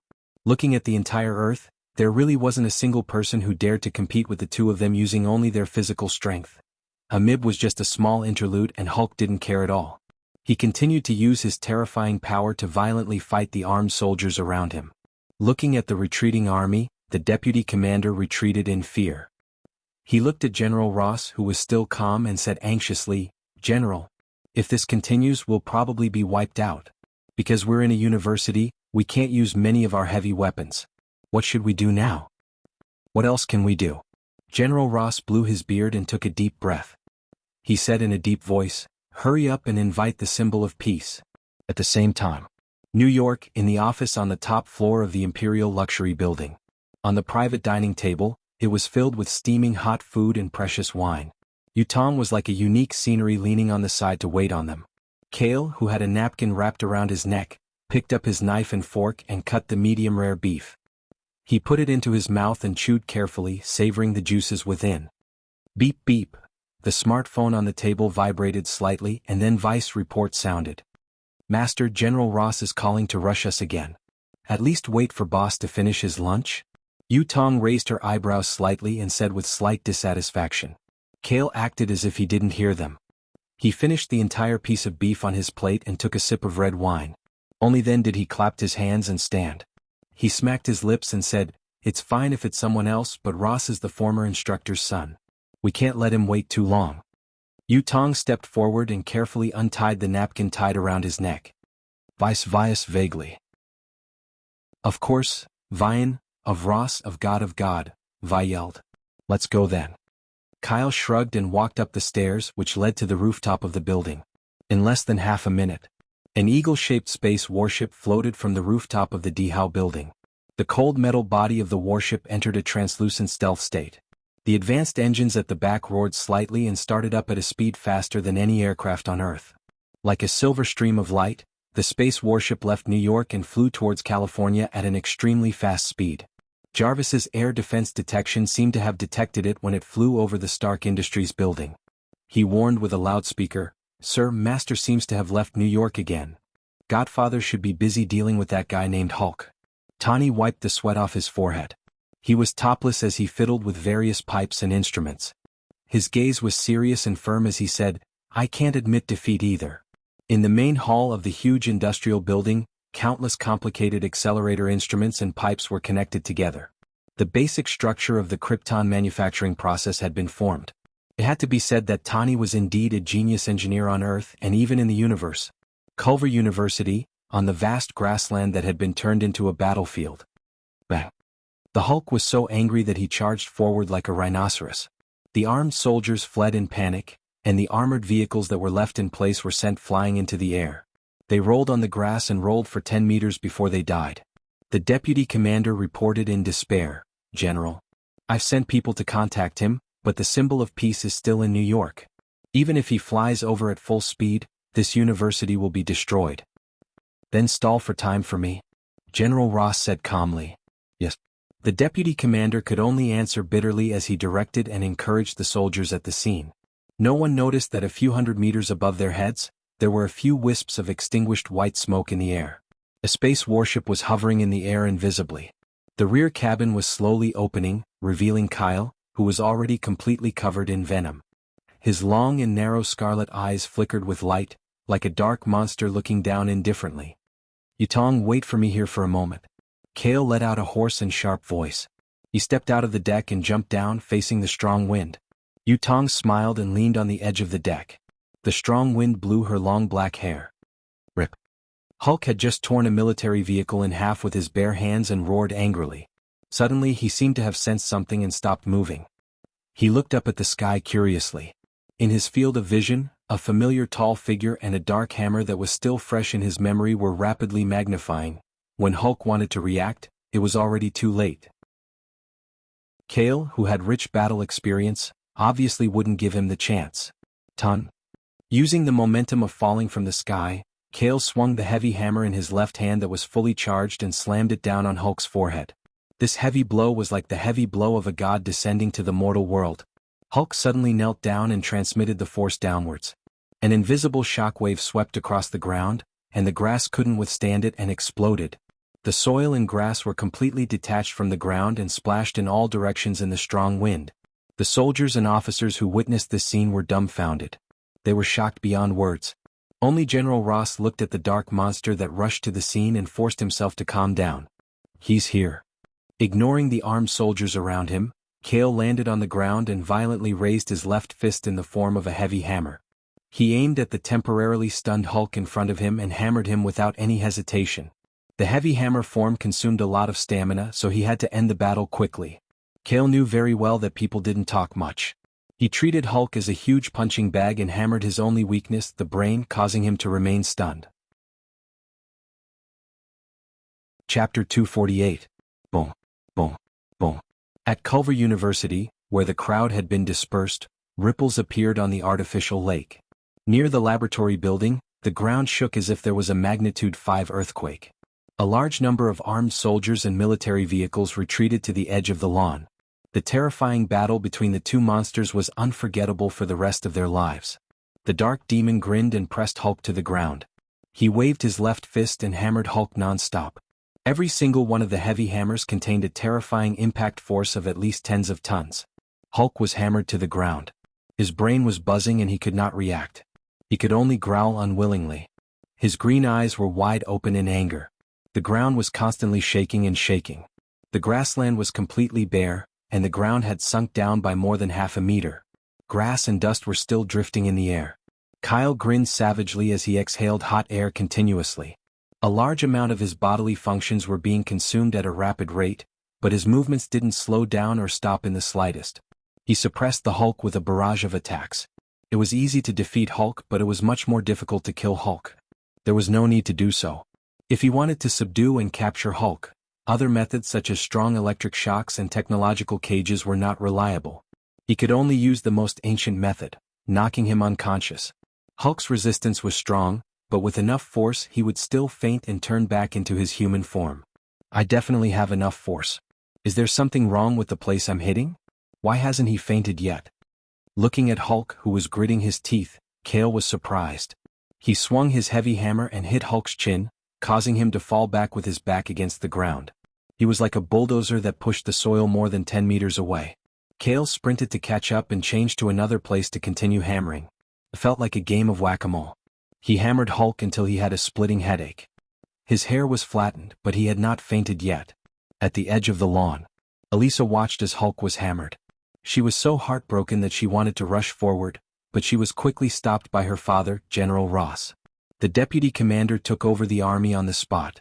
Seeing that the Hulk was at a disadvantage, he suddenly thought that this was a good opportunity to assist in the arrest. He quickly summoned a few armed soldiers and instructed them to show the secret weapons on the military vehicles. Boom! The heavy blow was like an explosion, sending Hulk flying once again. Kale's strong chest heaved up and down as he panted. Although he had used up more than half of his strength, his scarlet eyes grew brighter and brighter. After training with Hulk as a punching bag, he became more and more familiar with the hammer form, and the feeling of exerting force became more and more comfortable. Hulk's head was hit by the hammer, and the dizziness lasted from less than half a second to about 2 to 3 seconds. "Yes, I can knock it out and subdue it. I've won this battle." Kale grinned. He stomped on the ground, dragged the hammer in his left hand, and charged towards Hulk at a slightly slower speed. Hulk lay on the ground, his head swaying left and right as he struggled to stand up. At this moment, the sound of cars driving in could be heard from the surroundings. Kyle looked in the direction of the sound and saw that 2 military vehicles were starting up. The black cloth covering the rear compartment had been pulled away, revealing a huge megaphone-like instrument, which was aimed at the Hulk on the grass from 10 meters away. That can't be." Kale suddenly stopped in his tracks. He had a bad premonition. Then, under the command of the deputy commander, the loudspeaker was immediately activated. It emitted a strong and sharp ultrasonic wave, and the sound waves intertwined and continuously hit Hulk, who had just stood up. Hulk gritted his teeth and did not fall down. He desperately resisted the 2 waves of ultrasonic waves. On the other side, although he was not directly in front of the ultrasonic wave, he immediately retreated a dozen meters. In the aftermath of the ultrasonic wave, Kale, who was covered in venom, still fell straight to the ground as if he had been hit by a heavy blow. He covered his ears with his hands and his face twisted in pain even more than Hulk's. In his brain, Venom was screaming in extreme pain. Although Venom was already an adult and was more than 100 times stronger than when he was born, he still had a fatal flaw. He was extremely afraid of high temperature and sound waves. Immediately, Kale was forced to disarm the hammer in his left hand. Then, the dark coat on his body gradually melted like frost under the sun. Obviously, Venom could no longer maintain the symbiotic state. Seeing this, General Ross's eyes widened. He gritted his teeth and growled, "Who turned on the ultrasonic wave?" What's wrong?" The deputy commander turned around and scratched his head in confusion. In the face of the ultrasonic wave, Hulk roared angrily. He suddenly picked up 2 pieces of the military vehicle's outer shell from the ground, used one as a shield and threw the other one out. Before the deputy commander could turn around, his body was smashed into meat paste by a piece of the outer shell. The steel outer shell did not slow down and cut the ultrasonic instrument behind it in half. The Hulk leaped up and bounced more than 10 meters away, smashing the ultrasonic instrument on another military vehicle into pieces, and the parts fell to the ground with tinkling sounds. Hulk stood on a pile of scrap metal and glanced around. The armed soldiers had lost their will to fight and retreated. He did not chase after them. Instead, his furious gaze fell on a place 30 meters away. There. Kale had returned to his original human form. He climbed up from the grass with a slightly pale face. He looked like he had just been fished out of the water. His casual clothes were dripping with sweat. Don't be afraid of a godlike opponent, but be afraid of a pig-like teammate. This saying is indeed true. Kale sighed helplessly. He held the Venom card with 2 fingers and put it back into the card space. Roar! Hulk roared angrily. It was as if the tide had turned. He raised the steel outer shell with both hands and threw it in the direction of Kale. Then I have no choice but to rely on myself. Kale shrugged and raised his eyes. His golden eyes were burning with a bright flame. His sweat-soaked clothes were instantly dried and a golden flame began to rise from the surface of his body. He looked at the flying piece of steel and did not dodge. Instead, he quickly raised his left hand. The front of the steel outer shell became red-hot when it was 3 meters away. 1 meter further, it melted into molten iron and splashed on the grass in front of him. What is going on? Outside the lawn, all the onlookers were stunned. This was far more shocking than the Hulk's monstrous strength. Not only that, even though they were dozens of meters away, they could feel the temperature in the air rising rapidly. The temperature suddenly became hot and dry. Chapter 249. With his divine power circulating, Kale raised both of his hands. Golden flames ignited on the surface of his body. The flames wrapped around his casual clothes like a thin and luxurious flame windbreaker draped over his body. Under the power of the divine flames, the surviving plants within a 5-meter radius of the grassland withered at a speed visible to the naked eye. Even the air seemed to be slightly distorted under the high temperature. The heat wave rushed in all directions like a tidal wave, forcing the surrounding soldiers to sweat profusely and retreat endlessly.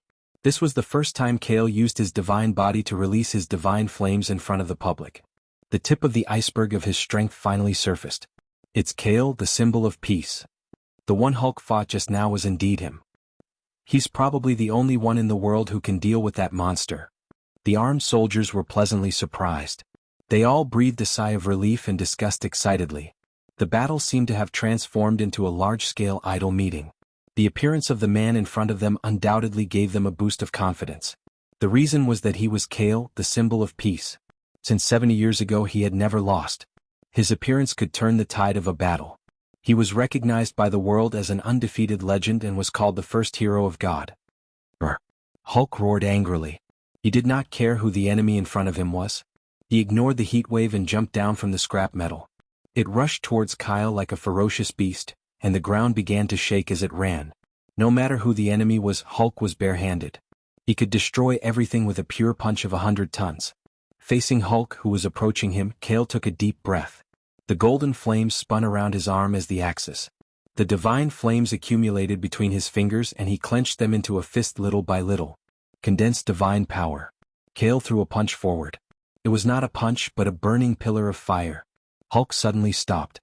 He raised his thick arms and blocked the destructive flames. The The flames hit his strong muscles and green skin, splashing bright sparks all over the sky. Heat waves surged, and the golden divine flames reached a temperature of over 1,000 degrees. It was enough to scorch the earth, and the grass and soil on the surface of the flames melted into boiling lava. However, Hulk took the brunt of the flames head-on and remained standing. The flames brushed past his arms and chest and parted to both sides, unable to inflict any real damage.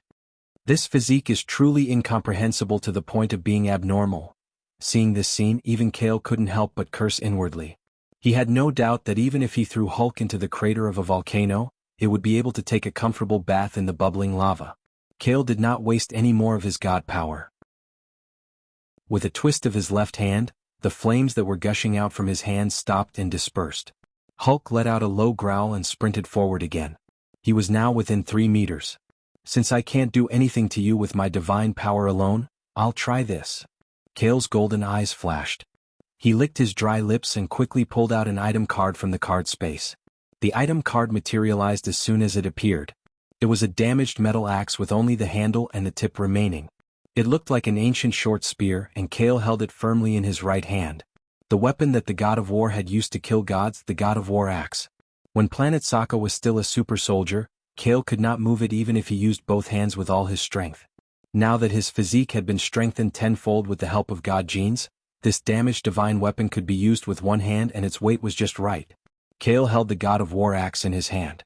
As there was no blade, he did not make any slashing motions. Instead, he used the tip of the axe as a spear and stabbed it at Hulk. Slap. Hulk reacted quickly. He moved his hands closer to his chest and clapped them.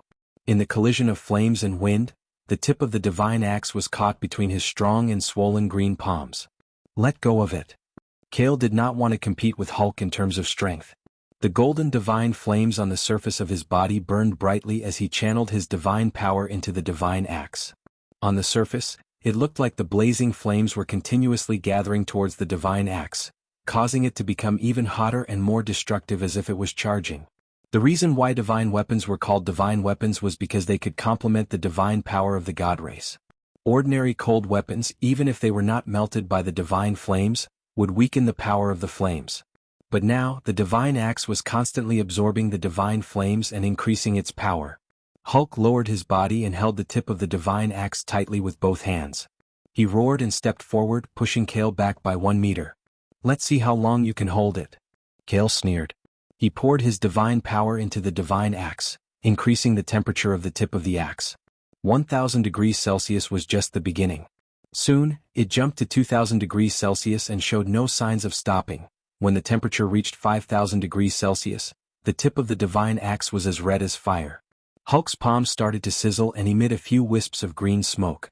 The heat wave made the fountain hundreds of meters away start to smoke. Brr. Hulk roared unwillingly. His anger was mixed with pain. He finally let go of the axe. The divine axe carried the fierce flames. The tip of the divine axe struck his chest and sent his huge body flying. Luckily, it's effective. Kale heaved a sigh of relief. He was not sure just now. No matter how high Hulk's resistance to heat was, there would always be a limit. Now, it seemed that 5,000 degrees Celsius was enough to hurt him. Of course, 5,000 degrees Celsius was the maximum temperature he could reach with his divine power. Hulk was like a cockroach that could not be killed. He climbed up energetically from the ground and pouted to blow at his burning palms. There was an obvious burn mark on his chest. An angry and violent aura rose from his body. Blue veins popped out all over his muscles. He continued to charge forward unwillingly. The damage of this broken axe is not enough. Kale frowned. Suddenly, he thought of something and his golden eyes lit up slightly. That's right. In addition to the broken axe in his hand, there was a complete divine weapon in the card space. He just did not know if that item was an offensive divine weapon. Kale thought. He waved his left hand and an item card materialized. It was a golden fire disc in his left hand. An extremely ordinary flame burned in the disc. The eternal flame. How do I use this thing? Kale looked at the fire disc in his left hand in astonishment. He concentrated his divine power but could not control the internal flame. He could not activate it to release any power. Whether it was on the outside or on the inside, it was like an ordinary flame. Without waiting for Kyle to study it thoroughly, the Hulk violently approached him, and as usual, his heavy fist fell with a roar. Kale's pupils contracted. He instinctively raised the fire disk and flipped it 180 degrees. He slapped it hard and put it on top of Hulk's head. The eternal flame within raged downwards and covered half of Hulk's body. Roar! Chapter 250. The Eternal Fire. It was a ball of fire from the beginning of the universe, a flame that had been burning since ancient times. Stars were formed in the explosion, giving birth to life, extinguishing life, depleting energy, freezing or exploding into black holes. The Milky Way was born from a dark and barren land. Countless races were created over hundreds of millions of years, and millions of stars were shining brightly with the light of civilization. This ball of fire was still burning, so it was called the Eternal Fire. Rather than calling it a fire, it was more accurate to call it the concrete rules of the universe. This ball of eternal fire contained the profound power of rebirth and destruction. But now, Kale was holding this fire and using it as a weapon to cover Hulk's head. If the former owner of the eternal fire, the flame giant, knew about this, he would probably squat in his cave and sigh. If Goddess Hela knew about this, she would probably break out of her cage and rush to Earth with her sword. If God King Odin, who was far away in the divine territory, knew about this, he would probably be stunned for a moment. This was the eternal fire that was comparable to the cosmic origin stone. Couldn't he show some respect? Kale heard Hulk's screams and the sizzling sound of white smoke. This effect also gave him a big shock. He hurriedly picked up the golden fireplate again. Huff! The golden fireplate was upright, and the eternal fire inside was still burning on its own. It did not extinguish at all, nor did it grow stronger. Kale relaxed and looked at Hulk in front of him. His golden pupils suddenly shrank, revealing a look of shock. Hulk's current appearance was a little too pitiful. He was still rolling on the ground in pain. More than half of his inch-long hair had been burned away. The monster's face and firm chest were charred black, like raw meat on a fire pit that had been roasted until it was half-cooked.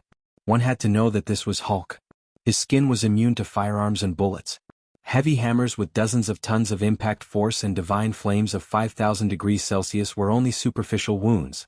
But now, he had been roasted until he was half-cooked under the eternal fire? Kale smacked his lips. The extremely prickly Hulk was cooked to the point of fragrant aroma after being roasted by the eternal fire? What he didn't know was that all creatures were treated the same in front of the eternal fire. Although it only had the power of a normal flame, it was a burning that ignored all defenses. Not only was Kale stunned, but the surrounding soldiers and officers were also bewildered as they stared blankly at the burnt Hulk on the ground. Hulk was injured and curled up on the ground. His huge body was like a deflated balloon. His body was shrinking to the size of an ordinary person, and the green color on his body was fading rapidly. Under everyone's gaze, Hulk turned back into Bruce Banner, who was topless and wearing a pair of large underpants. Kale fell silent as he knew that the battle had come to an end. He then kept the Eternity Fire and Ares axe back into the card space. Banner? Outside the battlefield, Elisa broke free from the soldiers' restraints and rushed forward while they were still in a daze. She knelt on the ground and hugged the unconscious Bruce as she called out his name with tears in her eyes. All soldiers, move according to my orders.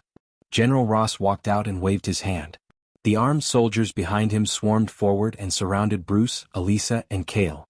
General Ross looked at Kale and said respectfully and politely, "Mr. Kale, thank you very much for your help this time." Kale nodded coldly and didn't say anything. "Father, please let Banner go," Elisa pleaded as she hugged Bruce. "I'm sorry." General Ross shook his head and ordered the surrounding soldiers coldly, "Arrest the target criminal, Bruce Banner, and bring him back to the military base. Execute immediately." "Yes." The collective soldiers obeyed the order and moved forward to take Bruce away. Elisa cried and tried to stop them, but she couldn't do anything. In the end, she could only look at Kale with hope. "Mr. Kale, please." Elisa knelt on the ground and begged. She knew that only the man in front of her had the ability to stop them. "Elisa." General Ross frowned and said to Kale apologetically, "Mr. Kale, I'm sorry, my daughter is still young and doesn't know any better." "Please. She's already 30 years old and still young?" "It's okay." Kale shrugged. Before General Ross could smile, he continued, "But you can't take Bruce Banner away." General Ross's face froze. At the same time, several armed soldiers stopped at the same time and didn't dare to move Bruce on the ground.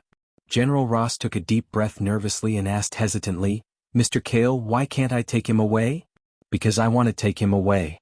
Kale looked at him calmly and said matter-of-factly, "Oh right, I'm now the chief consultant of SILD. You can contact the people at SHLD for more details. SHLD. General Ross's face changed slightly. Of course, he knew about SHLD. It was an independent and mysterious department that wasn't restricted by the United States. It was directly under the management of the United Nations, and its duties and authority were very centralized. In the United States, the local military generally had to cooperate with SHLD. If it was a normal SHLD agent, General Ross as a general could still arrest Bruce by force. However, the other party was Cale. Which one of Cale's personal identities wasn't much more important than SHLD's chief consultant? Ross sighed and said in a low voice, "Then, let's hand him over to SHLD for now. I'll talk to them about the details." Cale nodded and clapped his hands lightly. As if following his call, a faint beam of light broke through the sky. It deliberately avoided the soldiers and shone on Cale and Bruce. "That's..." General Ross raised his head in shock. Tens of meters in the sky, he could vaguely see the bottom of a space warship. "Goodbye first," Cale said calmly. He and Bruce's bodies floated up slightly and were about to fly towards the space warship in the sky. "Mr. Cale?" Elisa called out to him and asked anxiously, "Can I go with Banna?" "Elisa, you're not allowed to go." General Ross's words were laced with anger. "It doesn't matter." Cale thought for a moment and smiled faintly. "Ross, I'll get someone to look after your daughter and make sure she comes back safely." Cale raised his finger and the beam of light enveloped Elisa's body. The three of them were enveloped in the beam of light and floated towards the interior of the space warship. It was as if they were being swallowed by the space warship. With a jet of flames, the space warship changed direction in the air and turned into a stream of light as it flew back towards New York. "General, what should we do now?" An armed soldier asked in surprise as he watched the space warship leave. "What else can we do?" General Ross's beard trembled slightly as he looked around. The lawn was unrecognizable under the bombardment of artillery and divine flames. There were also dead and injured soldiers. Chapter 251. Speaking of which, it was strange. Hulk was transformed from Bruce's anger. However, Hulk was badly burned by the eternal fire. After he transformed back into his human form, the burns on his body disappeared. Although Bruce was still unconscious, his slightly curly hair was still there. His naked upper body was white and tender, as if the one who went through the battle wasn't him. Hulk. In the cabin, Cale looked at Bruce in Elisa's arms and narrowed his eyes. Hulk and Bruce's coexistence was a bit like Venom and him. Although they shared the same body, they were not the same creature. Since Bruce wasn't burned, it saved Cale a lot of time.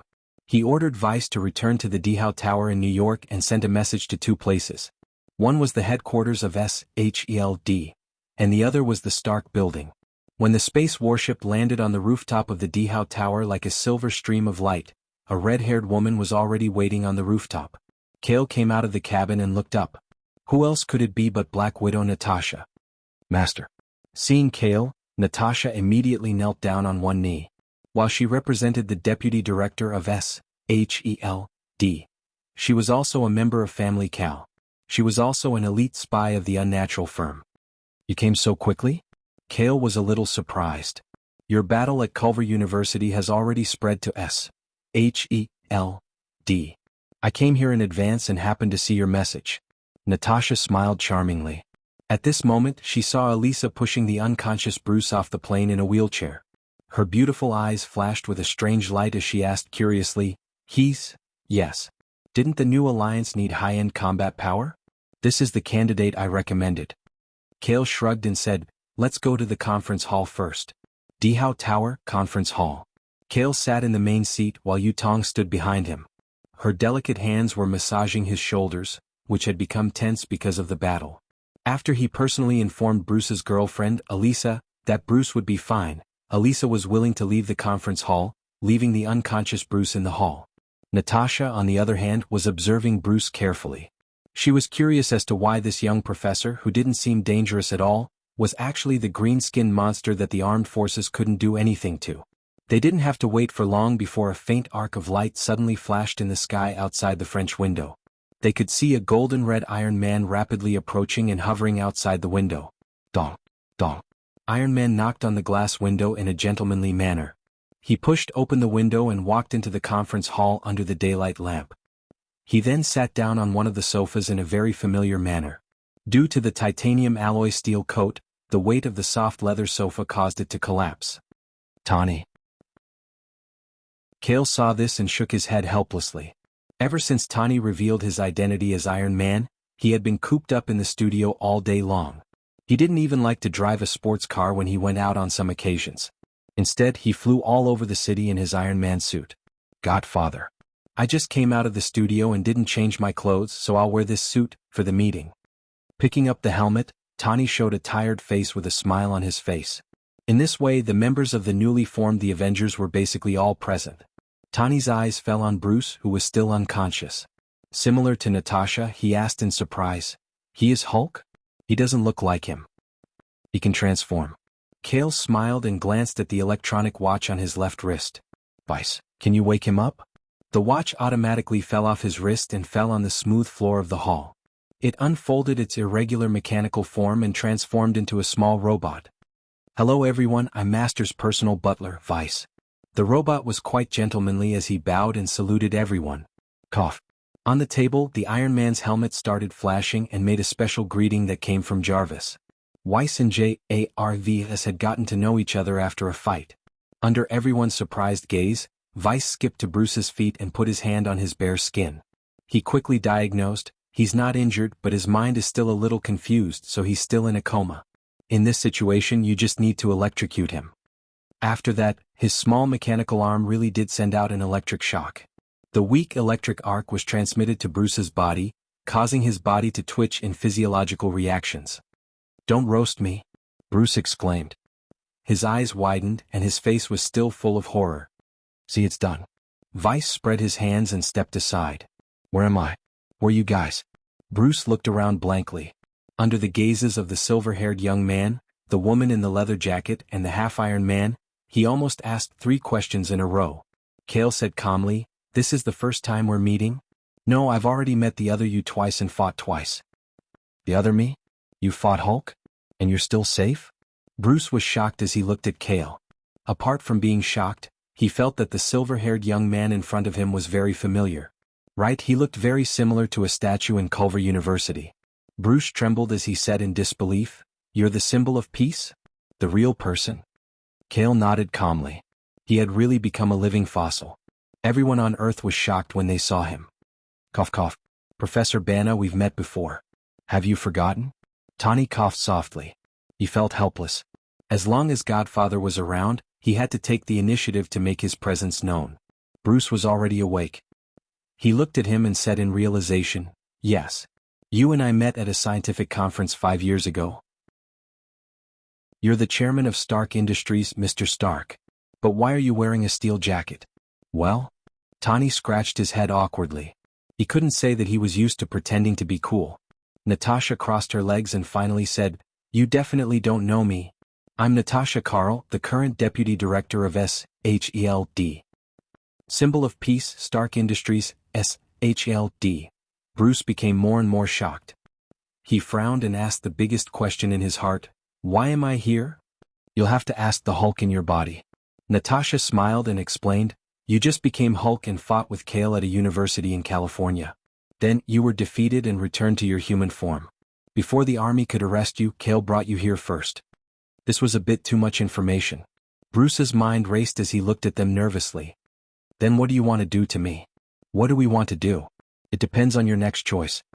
Tawny wanted to touch his chin, but just as he raised his hand, he realized that he was wearing a steel jacket. He hurriedly lowered his arm and said softly, "We want to invite you to join a team. The Avengers." Kyle continued Bruce's unfinished words and looked at the confused Bruce with sparkling eyes. Chapter 252. Team? Bruce was stunned. 4 years ago, when he was attacked by gamma radiation, he would transform into Hulk when he was angry. Once someone found out about his true identity, they would either capture him or study him. Today was the first time someone had invited him to join the team. "There is a monster living in my body," Bruce said bitterly with a solemn expression. "It is because you can transform into Hulk that we came to you." Natasha smiled. "The Avengers need inhuman elites. Without any special abilities, it is impossible to fight against the enemies that the team has to face." Mr. Banner, you must know that no one here is ordinary. Tawny blinked and tapped on his steel jacket. Bruce gritted his teeth and said, but transforming into Hulk is a genetic disease. I have tried my best to find a way to cure it and return to a normal life. The hall was silent for a moment. Hulk was powerful, but it was difficult to control. It was a double-edged sword. Bruce. Kale suddenly spoke and looked at him calmly. Why do you think Hulk is a disease? It's not an unconventional mutation or evolution. Bruce heard this and lowered his head. Beads of sweat appeared on his forehead. Hulk is a monster that has lost himself. How can it be a benign evolution? Think about it. If there was no Hulk, would you still be sitting here and talking to us? Kale hit the nail on the head. Bruce fell silent. He nodded with difficulty and said, I have to admit that I have been saved countless times by the Hulk, whom I loathe. That explains it. Kale looked at him and said directly, you just don't want to face the other side of your superpower. You treat it as a symptom of a disease. You keep trying to cure it, control it, and kill it. How can it not be angry and violent? Bruce was speechless. Kale shook his head. This was the mindset of the people on Earth that could not be changed in a short time. The minority obeys the majority and seeks those who are similar to exclude those who are different. This is the social experience that has been formed since ancient times. One day, when you become a superhuman and live in human society, you won't feel proud and superior because of your superpower. Instead, you will worry about being ostracized by others and want to create a shell to disguise yourself as an ordinary person. Bruce Banner was a highly educated scientist, but he still couldn't ignore the eyes of the people around him. He couldn't stand his mutated Hulk's ugliness and horror. He was conflicted about it day and night. More importantly, there was no suitable environment and identity for him to live under the sun. Mr. Banner, you have to think carefully. Natasha stared at Bruce and said in a deep voice, even if you cure yourself now and stop turning into Hulk, you will still be Hulk for the rest of your life. The sins it committed when it lost control will always be on your shoulders. To put it simply, if it weren't for us, you would have been locked up in the military prison. Considering how dangerous you are, you would have been sentenced to at least life imprisonment, Tawny added. Looks like I don't have a choice. Bruce smiled bitterly.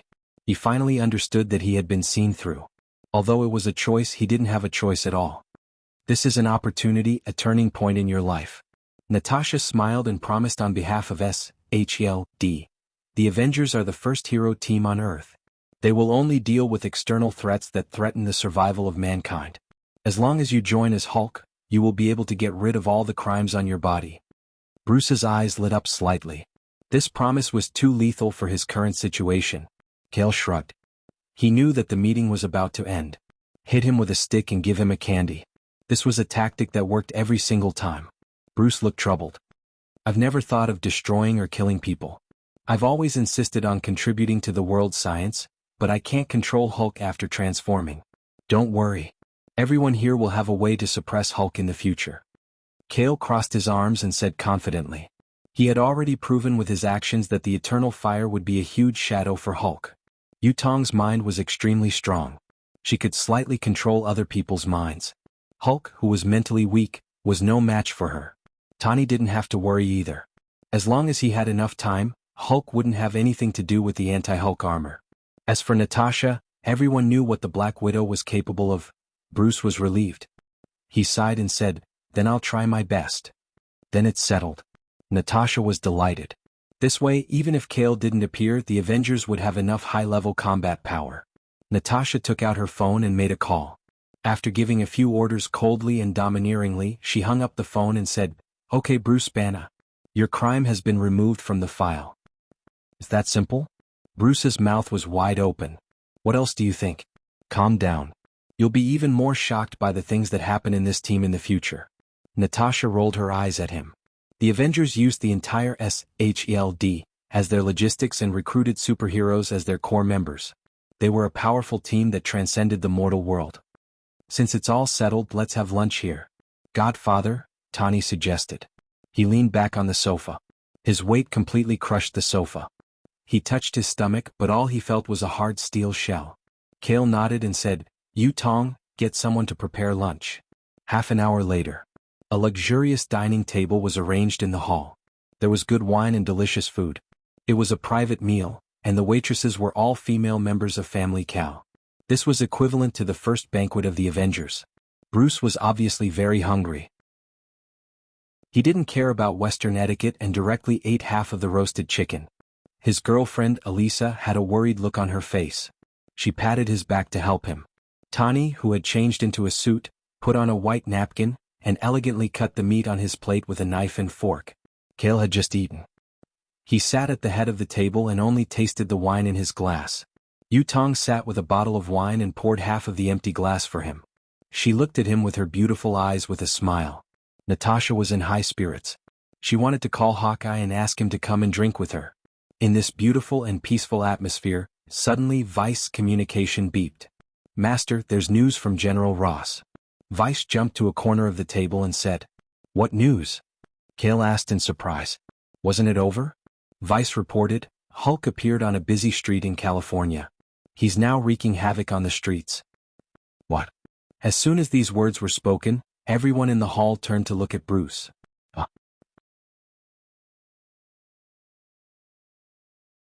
Chapter 253. In the conference hall. "Hulk, are you kidding me?"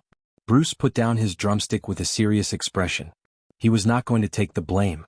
Kyle frowned and thought of the main point. He asked, "Bruce, has your serum been leaked to the outside world?" "Serum?" Bruce was stunned. Cold sweat broke out on his forehead as everyone looked at him. He nodded hurriedly and said, "I remember now. I did send the serum to a scientist friend some time ago and asked him to help me decipher the Hulk gene." "Send it, quickly?" Tani pursed his lips. "That's not the point." Natasha glanced at him and sighed. "Don't tell me another Hulk has been born?" "Vice. Connect to the military camera over there and let us see the situation," Kale said calmly. Vice's mechanical eyes turned and emitted a blue light. It was a holographic projection and a live broadcast. First there were screams and screams. The camera in the video was shaky. It was a bustling street in the middle of the city. Cars were jammed and countless pedestrians were running in all directions. At the end of the street, there was a huge green beast wandering around wantonly. The police and military started to evacuate the pedestrians. At the same time, army green armored vehicles drove into the street and pushed forward to suppress the beast. Boom. A rocket launcher shell hit the green beast accurately. Flames and air waves exploded. A huge palm reached out from within and closed inwards like a palm leaf fan. The strong wind created by the palm blew away the fiery waves. A pair of cruel and cold eyes looked at the camera. Most of the people in the conference hall gasped. It was a creature that resembled the Hulk, but its physique was even stronger than the Hulk's. Its entire body and head were bald, and its muscles protruded from its hideous bones. There was also a row of barbed white teeth on its back. The creature in front of them was much uglier and more brutal than Hulk. It was like a cold-blooded monster from a bloody hell. "Abomination," Kale muttered. Subduing Hulk was much faster than in the original plot. Originally, he wanted to prevent the appearance of the abomination, but he didn't expect Bruce's serum to be leaked in advance. Vice, get to work. Kale didn't think too much about it. After drinking the wine in his cup, he stood up from the main seat and quietly held the poison card between his two fingers. "Godfather." Tani raised his hand and looked at the abomination in the video, saying with interest, "I'm free, so I'll go with you and test out the recently improved steel jacket." "Sure." Kale nodded. Just as the two of them were heading upstairs, Bruce suddenly stood up and requested, "I'll go with you." "Are you sure?" Natasha looked at him in surprise. Hulk was too uncontrollable now. If it were to cause more trouble, the consequences would be unimaginable. As the deputy director of SHELD, she had to consider this as her top priority. "I'm sure." Bruce took out a tissue and wiped the grease off his mouth. He said seriously, "It's because I'm a product of the serum. It's my duty to stop its rampage. And if I can't adapt to Hulk's transformation, it'll be useless even if I join the Avengers. It doesn't matter. If it goes out of control, I'll suppress it together." Kale's casual words made the whole hall go silent. Tani and the others felt more at ease. This was too reliable. "Okay. Then I'll go with you," Natasha said after thinking for a while. "Does this count as the first operation of the Avengers?" Tani couldn't help but laugh. "Then let's go." Kale summoned Venom and walked in front, leading everyone to the rooftop. California. Bustling Main Street. Boom boom boom. The cars on the road were like plastic toys. The abomination picked them up and threw them everywhere. They hit the buildings and caused a series of local explosions. Flames and smoke rose everywhere. In the surroundings, the military's bullets and shells were concentrated and poured down. They landed on the green bone shell and bounced off. The abomination glanced at them coldly. It kept picking up the cars on the road and smashing them in the direction of the army. The explosion covered half the street. "Symbol of peace, come out," the abomination roared hoarsely. That's right, it was Emib. The world-class top soldier, the new super soldier that was later enhanced by genes, and now the abomination that was injected with Hulk's serum. After being seriously injured twice in a row, it transformed at a low point. After the fusion of the super soldier and Hulk's genes, it couldn't turn back into a human, but it felt that its body contained endless power. "Symbol of peace," the abomination roared again. It was about to clear out the army when a familiar and calm voice came from behind. "You're looking for me?" Its body froze and then it turned around abruptly. The silver-haired Kale, wearing a hooded leather jacket, was standing less than 5 meters away from it. A pair of dark wings were retracted on his back. "You're really here?" The abomination grinned. "I'm here to send you on your way," Kale said calmly. "Do you still have the confidence to win against me now?" The abomination picked up the car beside it, raised it above its head and was about to smash it at Kale. "Who said I'm going to fight you one-on-one?" Kale looked at it as if it was an idiot. He stood there without moving, without any intention of dodging. Whoosh whoosh. Just then, 2 blinding lasers landed on the car first, causing it to explode prematurely in the abomination's hands. Retracting its hands, the abomination shook its head. The back of its head was a little charred from the explosion nearby. "Who?" It looked around angrily. "Godfather, you're really fast." Iron Man flew down from the sky and landed on the road with a clang, standing side by side with Kale. He raised his hands, which were filled with blinding lasers, and aimed them at the abomination in front of him. He didn't forget to remind it politely, "Green-skinned monster, please raise your ferocious claws." "Who are you?" The abomination continued to ask coldly. "You can call me Iron Man. We're the Avengers. By the way, there's one more member who's about to..." Before Iron Man could finish his words, Bruce's wail could be heard from the sky, coming closer and closer. Crack crack. Bruce fell in free fall and hit the concrete ground between Kale and Iron Man, creating a human-shaped crater. The abomination, Kale, Iron Man covered his mask with his hand and didn't look at the crater. He said awkwardly, "Pretend I didn't say the last sentence. I don't know him." Crack. The ground trembled slightly.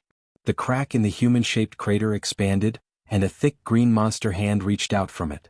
Hulk climbed out of it. The hair on its head hadn't healed yet, and it was slightly charred. It let out an angry roar filled with a violent aura and sent the Iron Man standing beside it flying with a punch. But when Hulk looked to the right and saw Kale's calm face, its terrifying aura suddenly weakened, and extreme fear appeared on its face. It was afraid of the eternal fire. Whoosh, Iron Man flew back to the arena, avoided Hulk and stood carefully on Kale's left. "Then let's start." Kale spread his hands. A layer of tough dark cuticle appeared from his chest and extended to his limbs and neck, covering his entire body. The Dark Demon, Hulk and Iron Man. They were all villains. Chapter 254. Compared to Hulk, the abomination seemed to have evolved to be more powerful and perfect. However, in Kale's opinion, the abomination's evolution had gone completely astray. Hulk was on the verge of a malignant mutation. Fortunately, he was divided into 2 separate personalities. The human personality and the Hulk personality were in a state of balance, forcing the 2 to restrain each other to maintain the balance. As for the abomination, all the genes in its body had been deformed. It no longer had the personality of a human and could no longer become a normal human. Its body and mind had completely become an uncontrollable cold-blooded monster. After defeating Hulk, Kale did not need to test his combat power by going to the extreme of the abomination. Therefore, he chose to join forces with Hulk and Iron Man to quell the chaos as soon as possible. End this quickly. Clenching his left fist, Kale's scarlet eyes glowed. The dark muscles on his left fist quickly expanded into a hammer. Venom was completely covered in heavy hammer form. Before he moved, Hulk could not hold back and rushed out. 2 streams of hot air came out of his nostrils. His open palms collided with the abomination's horns. Kale shrugged. With a flap of his wings, the dark figure disappeared, leaving only a turbulent white vortex on the ground. A supersonic attack. The abomination was confident that its strength was not inferior to Hulk's. In fact, it was slightly stronger. However, just as it was about to push Hulk to the ground, it felt a sudden chill on the back of its neck. Clang. With a heavy hammer from above, the back of the abomination's head was hit by a powerful hammer. The cement ground under its feet could not withstand the pressure and collapsed inch by inch until it reached half a meter. Kale appeared behind it. His body was suspended low in the air, the heavy hammer in his left hand still in a hammering position. It was as if it had been hit by a stick. The abomination rolled its eyes. Its ears were ringing and its head was dizzy for about half a second. In that half a second, Hulk had taken back the initiative. He bent the abomination's weak arms and pushed its huge body to the ground. Before the abomination could wake up, Hulk was sitting on its thick waist, roaring in anger and excitement. He clenched his fists and punched the abomination's chest heavily. Facing this situation, even the abomination wanted to curse. Just as it opened its ferocious bloody mouth, the Iron Man swept past from the side of the sky, and then two bright lasers pierced through the air. With the perfect timing and angle, the laser went straight into the abomination's black throat. The abomination suddenly widened its bloodshot eyes and subconsciously closed its mouth, burping out black smoke. Then Kale's heavy hammer came one after another, this time landing on its temple. It had to be said that Sledgehammer was clearly capable of fighting head-on, but now it was being used for sneak attacks. Instead, it caused the enemy to feel extremely depressed and disgusted. Kale, who had always been the main attacker, suddenly chose to use a semi-support method, which was to stun him. Hulk's fists and Iron Man's laser continued to fill in the gaps in the battle. All this happened in the blink of an eye. Facing the siege of three villains, the abomination could not even finish a sentence, let alone fight back. It was pressed to the ground and beaten violently without any suspense. At the edge of the battle area that was sealed off by the military, armed soldiers with a series of firearms as well as General Ross, who had hurried over, looked at the scene in front of them, dumbfounded. Just a moment ago, the powerful abomination that ignored the military and wreaked havoc on the streets arrogantly and domineeringly shouted for the symbol of peace to come and fight. The next moment, the abomination made the Dark Demon, Hulk and Iron Man collectively grind on the ground, unable to even stand up under the intensive attack. The entire street area was rumbling and shaking, on the verge of cracking, and dust was flying everywhere. Hulk's fists and Kale's heavy fists were like iron hammers, blocking the abomination's body. It was as if they were tempering steel, bombarding and hammering non-stop. Every time the abomination roared, there would be two glaring lasers exploding, causing the roars to turn into painful whimpers. This could no longer be considered a battle, it should be called a large-scale torture scene. The road where the battle was at kept collapsing, the water pipes and the ground within a 10-meter radius burst one after another. After a loud roar, the road collapsed, creating a large empty hole. The abomination disappeared into the hole as if it had been freed. Kale, Hulk and Iron Man surrounded the collapsed hole in a triangular formation, the three of them staring at each other. Oh no, that was too strong. Crack. With the hole as the starting point, a crack appeared in the middle of the road, and the crack was still rapidly extending outwards. It was the abomination. That guy was actually digging a tunnel underground, trying to escape through the earth. Tawny. Kale called out. Understood. Iron Man was very smart. He did not need Kale to explain to know his intentions. Iron Man's hands were pressed against his thighs, and the engine of his steel-clad palms and feet roared. After circling at a low altitude, he accelerated into the large hole in the ground and chased after the abomination underground. Kale spread his wings and soared into the sky. Together with Hulk, they chased after the abomination through the crack, one in the air and one on land.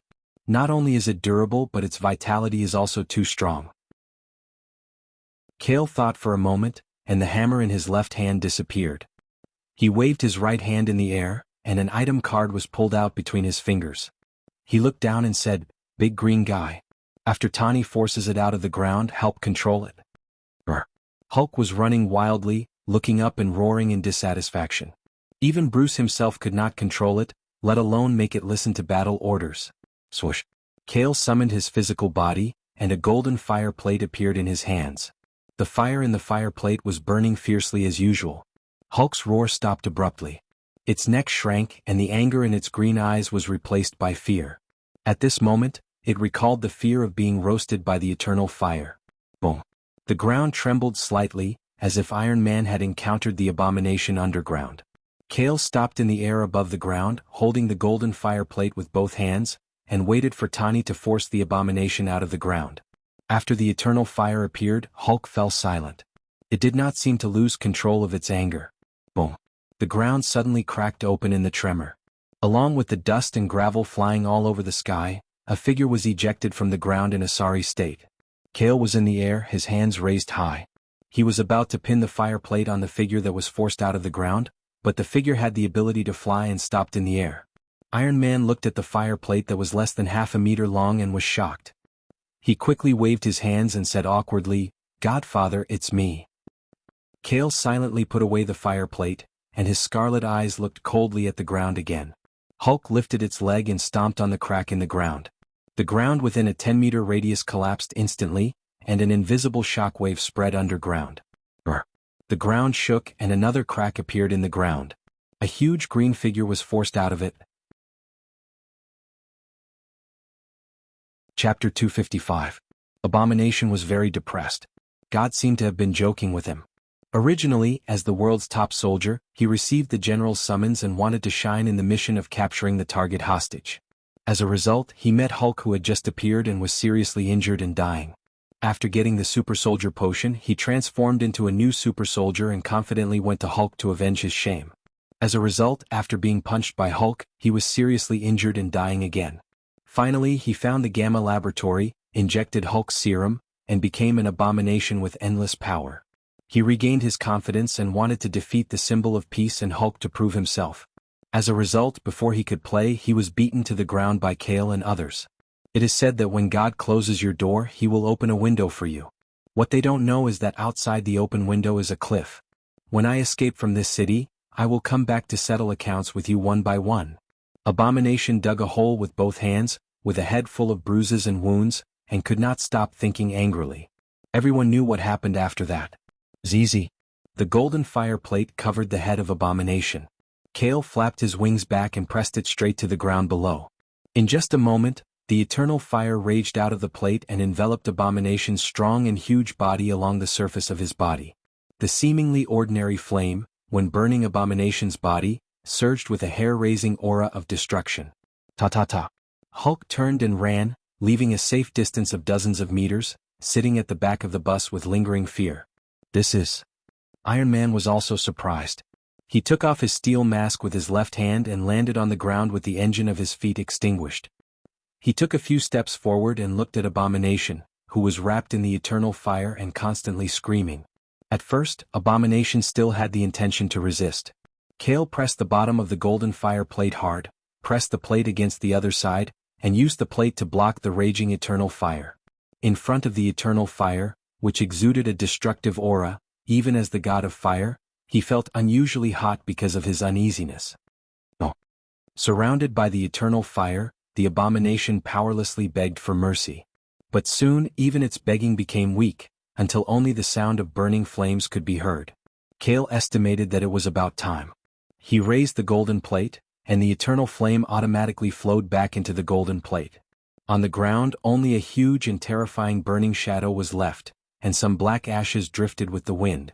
The Abomination, a powerful creature with a rare purple card, was burned to ashes by the eternal flame. Cale's heart skipped a beat. This was the first time he realized that the eternal fire was not a divine tool that he could control. If he used it inappropriately, he would be playing with fire. Don't burn it. The flames were still burning as before, but the sound of the Abomination's painful howls could be faintly heard from the fire core of the golden fire disk. Cale's expression changed slightly. He stared at the fire of eternity on the plate. A face of hatred flashed across the flickering flames, like a desperate ghost in hell begging for mercy. The soul of the Abomination was in the eternal fire. This thought flashed through Cale's mind. He immediately turned the eternal fire into a card and stored the card in the card space. The eternal fire was too mysterious. He had to study it carefully in the future. That monster is dead? Tawny looked at the burning shadow on the ground and asked. Obviously it's dead. Cale looked around and asked curiously, "Where's Hulk?" "Seems to be hiding." Tawny shrugged. "Here." Behind a car a dozen meters away, Bruce was half naked. He lifted his loose pants and waved helplessly at the two of them. Cale turned around and said calmly, "Pretend you don't know him. Let's go." "I agree." Tawny nodded and put on his iron mask. At this moment, in a hidden single room in a modern building on Central Street in New York City. Whether it was the size of the room, the decoration style, the bed, chairs, or furniture, they were all Western style. Everything here seemed to have stopped before 1945. On a single bed in the single room, a handsome and tall blonde youth was lying on the bed. He was wearing a short-sleeved shirt and long pants. His face was full of righteousness, but his body and mind were still in a long sleep. He was in an old decorated room and didn't feel out of place at all. He was like a character sealed in a historical scroll. A cool breeze blew in through the window. Warm golden sunlight shone into the room, making the room brighter and brighter. The three-bladed fan was still turning slowly and silently. The radio antenna on the old table was starting to rustle. The two of them are still facing each other. They moved together. He stepped forward, raised his hand and stabbed forward. His sword drew an arc. The lieutenant lowered his body, lowered his knees, raised his shield and blocked the sword. On the radio, the announcer was narrating the news in an exaggerated tone. Frowning, the blond youth opened his eyes and got up from the bed. He looked around the room in confusion. The two of them continued to fight in a stalemate. The radio was still broadcasting. The blond youth's eyes fell on it and his breathing quickened. Before he passed out, his teammates' calm reminder, the roar of the fighter jet out of control, the collapse of the sea and the iceberg, the memories came back to him like waves. Creak. The door opened. A woman in an old officer's uniform walked into the room and greeted him softly. "Good afternoon, Captain. Where is this?" The blond youth's breathing quickened. He frowned and his muscles tensed up subconsciously. Before the woman could respond, the radio's announcement ended. Sword and shield collided. The two of them are tied. The blond youth couldn't help but stand up. His eyes were sharp and dignified. He said in a deep voice, "I remember that this was a battle between me and my comrade in the military base. The result wasn't a tie. He won." He noticed that the radio's announcement was fake and the woman's evasive gaze. The blond youth stood up quickly. He was as agile as a cheetah. He violently kicked open the door and rushed out.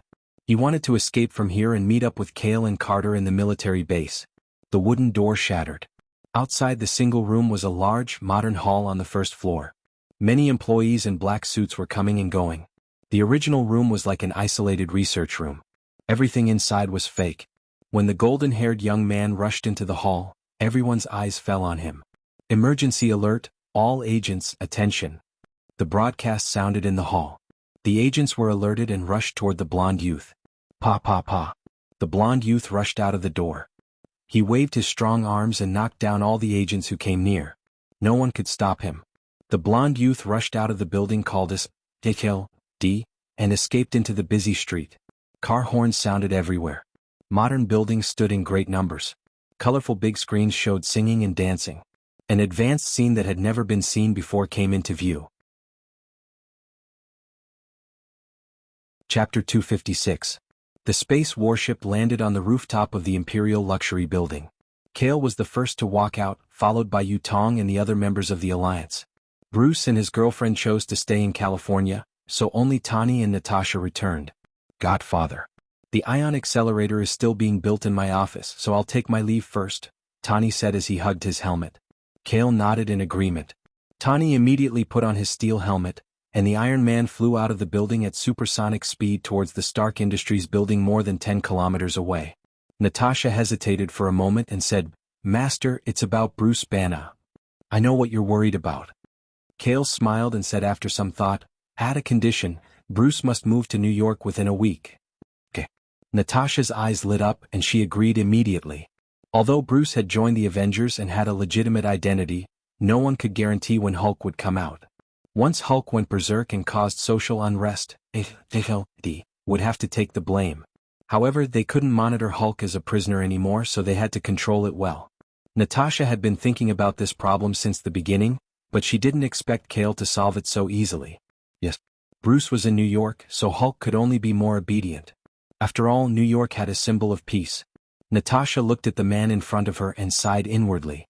With Cale's return, not only Family Cal but also SHLD and the Avengers seemed to have a pillar of support. They were full of confidence in everything they did.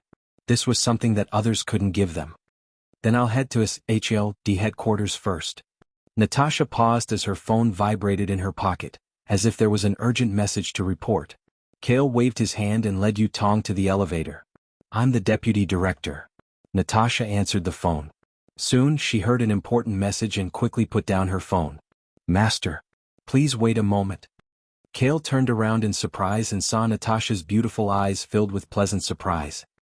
He took a deep breath and said, "An old friend of yours has woken up. HLD, branch office, third floor lobby."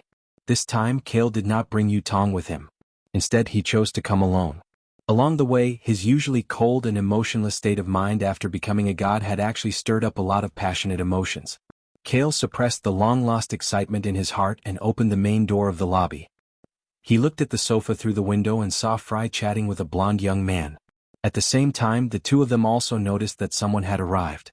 They stopped talking and turned to look at him. The blonde young man's body trembled and he stood up from the sofa. He had a lot to say, but in the end he just said helplessly, "Brother, I think I slept for a long time." "Yeah. Steve, you're too good at sleeping." Kale could not help but laugh. In the blink of an eye, half a century had passed. For Steve, he was probably still in the middle and late stages of World War II, when the two of them fought side by side against the Red Skull in a fighter jet out of control. But when he opened his eyes again, everything had changed. The world and people had changed beyond recognition. "After so many years, Fry has aged, but you're still the same. It's just that your hair." Steve's gaze moved up, and his focus fell on Kale's shiny silver hair. "You were lazy when you slept, but I didn't. I walked all the way to this day." Kale spread his hands and made a rare joke, but this joke contained many difficulties. Ever since Steve's plane crash, he had suffered too much. From Earth to the universe, from modern times to modern times, there were so many that it would take half a day to finish talking about them. "Ahem, you two old comrades, take your time to chat. I'll go get you some wine." Fry rubbed his chin, feeling that his existence was a little redundant, so he tactfully found an excuse to leave the lobby and closed the door. The lobby fell into silence. Kale walked to the opposite side of Steve, sat down on the sofa and crossed his legs. Steve smiled and broke the silence. "I just learned something from Fry. I heard that you ended the World War II war and became a symbol of peace." "The symbol of peace is just a title. I just did what I thought I should do." Kale changed the topic and said calmly, "Also, what you wanted to ask me in particular shouldn't be about that, right?" Steve looked at him and said with a deep expression, "Yes, it's about Agent Carter. I went on the date you mentioned." Kale's words were concise. He paused and continued, "I'm sorry about what happened after that. I didn't notice that she was sick, and it happened that she left Earth because of her own health problems." Steve's eyes dimmed. He clenched his fists so tightly that his nails dug deep into his palms. Kale said softly, "Steve, I didn't fulfill your orders to protect Carter. If you blame me, I can give you a few punches to vent your anger. The main problem was me. How can I blame you?" Steve sighed. He loosened his clenched fists. "I thought I could help her, protect her, and fulfill her wish. What a pity." This pity was full of bitterness and helplessness. Kale fell silent. He recalled Steve's instructions before he died, Carter's invitation to dance and kiss, and now Steve's words. He vaguely knew that he had done something wrong and missed some things. Those things, once missed, could never be made up for, and would become a permanent regret in his life. In the hall, two old people in their 80s or 90s silently recalled the past for a long time. "Go. I want to go to a few places." Steve's eyes regained their brightness as he said in a deep voice, "Okay, I'll go with you." Kale didn't ask what the places were and agreed. This was the tacit understanding between the two of them. It hadn't changed after decades. 5 minutes later, the main door of the hall opened and Fry walked in with a bottle of wine. "Where is he?" When he saw that the hall was empty, he was puzzled. Suddenly, the roar of an engine came from outside the window. At the entrance of the SHELD branch building, two young men in leather jackets and jeans, wearing hats and sunglasses, were riding a modern motorcycle. They sped into the road one after another and left for an unknown distance. Fry, the family head, and the captain. Natasha's report came from Frey's hidden earpiece. Fry watched the motorcycle leave and said firmly, "All right, let Kale take him to get used to the modern world." On the road, Kale sped up and caught up with the motorcycle in front of him. He asked curiously, "Why are you using a motorcycle?" "It's very convenient to travel by plane now." "I still like motorcycles. They're very fast." Steve shrugged. The strong wind blowing against his face made him happy. His depressed and sad mood had been thrown away by quite a bit. "Okay." Kale was speechless. The speed of a motorcycle? Please, even if he used Venom's flight mode, he would be miles ahead. "By the way, there's something I forgot to tell you." Kyle remembered something and said aloud, "What is it?" In the face of Steve's question, Kyle calmly replied. Chapter 257. In the suburbs of New York. Something seemed to have happened in the main house of the Carter family. More than a dozen members of the family, men and women, old and young, had gathered in the hall. Their faces were filled with sadness and sorrow. Their eyes were red and they were crying in front of a dark wooden coffin. V-room. Suddenly, the sound of a motorcycle engine came from outside the door. It came closer and closer and finally stopped at the door of the house. "Is there anyone else who hasn't arrived?" A middle-aged man wiped his tears and asked in surprise. The family members in the living room looked around and couldn't figure out what was going on. They looked at the door with tears in their eyes and saw two tall figures approaching. "Excuse me, is there anyone here?" The young man in the lead asked. "Who is it? Don't disturb us if you don't have anything important to do." The middle-aged man was still sad and replied rudely, "Is this Paige Carter's house?" The blond young man walked to the door and took off his sunglasses. He was also stunned when he saw the funeral scene in the living room. "I told you now." The middle-aged man was angry and wanted to drive the intruder away. However, a young woman grabbed his arm and said, "Father, wait. You are." Ellie Carter wiped away the tears on her face with her sleeves. Her hazy and moist eyes widened as she looked at the handsome and righteous blonde youth in front of her in shock. Compared to the symbol of peace, Steve looked exactly the same as he did in the past, like a legend straight out of a war memorial film. Ellie was not the only one who recognized the blonde young man. Many people in the living room also opened their mouths in shock. "Ellie, since you are here, it means that we are not in the wrong place." As a cold voice sounded, another silver-haired young man walked to the door from behind the blonde young man.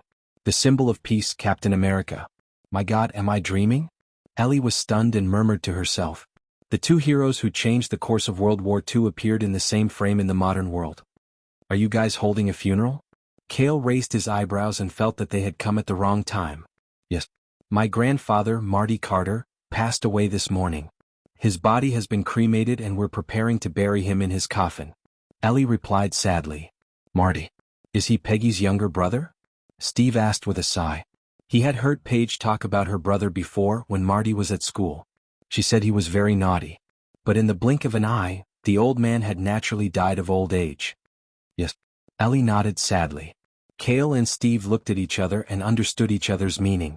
Steve said in a deep voice, "Let's send him off." Cale nodded at the same time. Everyone in the hall was stunned. Even their sadness was gone. The reporter, Ellie, was speechless. To be buried by two national heroes, even the president of a country would not receive such extravagant treatment. How would they know that this was a way for the two old men to make up for a certain woman? Half an hour later, Cale and Steve carried the wooden coffin on their shoulders and walked with the Carter family to the nearby cemetery. After completing the burial procedure, the Carter family members stood in front of the new grave and mourned with tears in their eyes. "That is." Cale's sharp eyes looked at a place in the cemetery. There was a grave there. The old tombstone was yellowed, and the grave was covered with grass and green plants. It looked like it had been there for a few years. Ellie replied, "It's Grandma Peggy's grave." Cale and Steve were silent for a while. The two of them came to the grave. After so many years, even the stone tombstone had traces of wind and rain. Only the smile of the beauty in the black and white photo was still there. Steve suppressed his emotions. With tears in his eyes, he began to clean the weeds and dust on the grave. Cale did not feel sad. After so many wars, coupled with the fact that his body had become a god, his fragile emotions as a human had weakened. Only his incomparably tenacious human rationality had strengthened and survived. However, he still took out a bouquet of flowers that were still full of life from the card space, as well as a few bottles of top-grade spirits from the old era. "I remember that when I drank with you in the past, Carter would always scold me when she caught me drinking. No, I rarely drink. It's mainly because you insisted that I accompany you. We agreed to kill that red skull and go back to drink at the banquet. I still failed to keep my promise. It's not your fault, really?" Cale and Steve sat in front of Peggy's grave and chatted about the past of World War II. They picked up the bottles and poured the spirits into their mouths. The spicy wine wet their collars and stimulated their eyes to turn red. Their true feelings were revealed. "Peggy, she likes you," Steve suddenly exclaimed, a little drunk from the wine. Cale's heart trembled slightly. He opened his mouth and could only say softly, "You're drunk." "I'm not drunk." Steve laughed. He lay back on the grass and gulped down the alcohol. "You're drunk."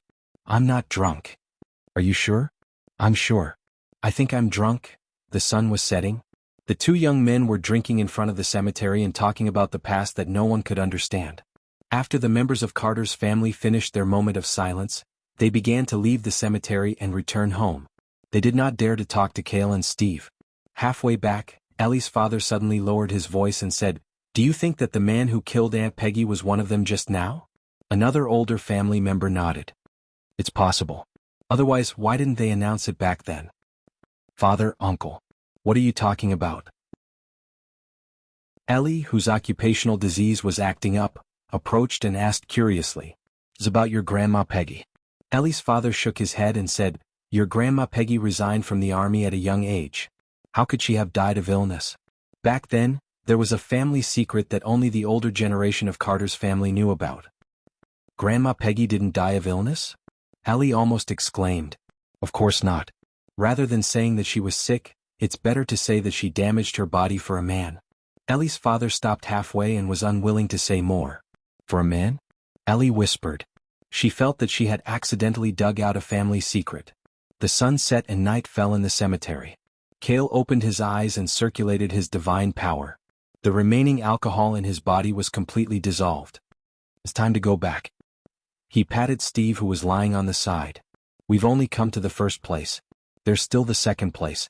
Steve shook his head and gradually stood up. "Then let's go to the second place." Cale supported him with one hand. The two walked out of the pitch-black cemetery. After a while. Chapter 258. New York Central Square, War Heroes Memorial Hall. In front of the hall, two stone statues of young men in battle suits stood tall, one holding a sword and the other holding a shield. The two of them had their backs to each other, and their eyes were filled with majesty as they looked forward. At night, the light shone on the top of the statue's head, as if it was a circle of sacred crowns. A musical fountain was set at the feet of the statue. Under the music of the modern war, the rhythmic splashing of water set off an inspiring and impassioned momentum. Many office workers or foreign tourists, brought their families, old and young, gathered around the statue in twos and threes and stopped to look up. The two tall young men were slightly sneaky as they lowered the caps on their heads. They carefully avoided the crowd in front of the door and followed the endless stream of people into the memorial hall. "I'm here to watch propaganda to remember my own war memorial. Why would I do such a boring thing?" Sandwiched in the crowd, Cale felt bored for no reason. He glanced at the excited Steve next to him, sighed helplessly, and followed him into the hall. In the corridor of the memorial hall, the walls on both sides were embedded with screens that constantly played World War II propaganda films on a loop. A young man with a sword in a black battle suit and a young man with a shield in dark blue tights. The two of them were the protagonists, leading the soldiers and leading the charge to dominate the war. "This place doesn't suit me." Cale lowered the brim of his cap, afraid of being recognized. Watching his own propaganda film like this, he felt inexplicably ashamed. Steve, on the other hand, was watching with great interest.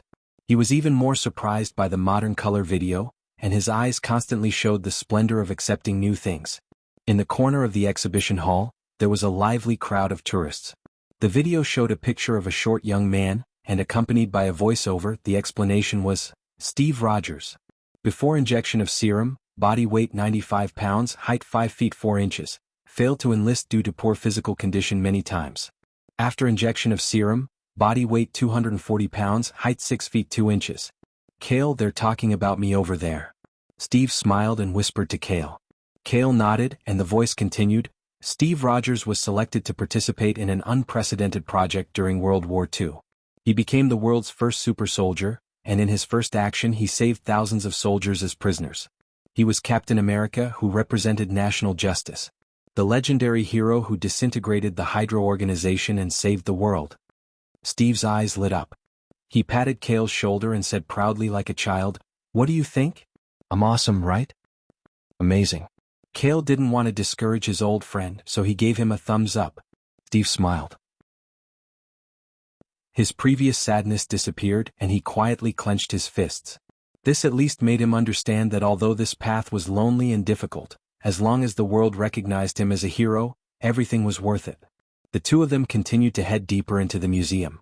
They arrived at another large exhibition hall. Regardless of whether it was the photos or videos, they were all dark in tone. There was even a model pendant of a one-handed sword. The place was filled to the brim with tourists. Cale Adolphe, when he first entered the recruit base, he quickly stood out in training and became a dazzling new star among the soldiers. He is the youngest major general in the United States, and also the greatest war hero of World War II. Not only did he disintegrate the Hydra organization, but he also dominated the battlefield in many large-scale wars, saving and accelerating the return of the world to peace. He is known as the contemporary symbol of peace. The explanation of the voiceover came into their ears. Steve forced a smile and looked dejectedly at Cale, who had his hands in his pockets and looked indifferent. "Why do I feel like my limelight has been stolen by you?" Steve said gloomily. "You think too much."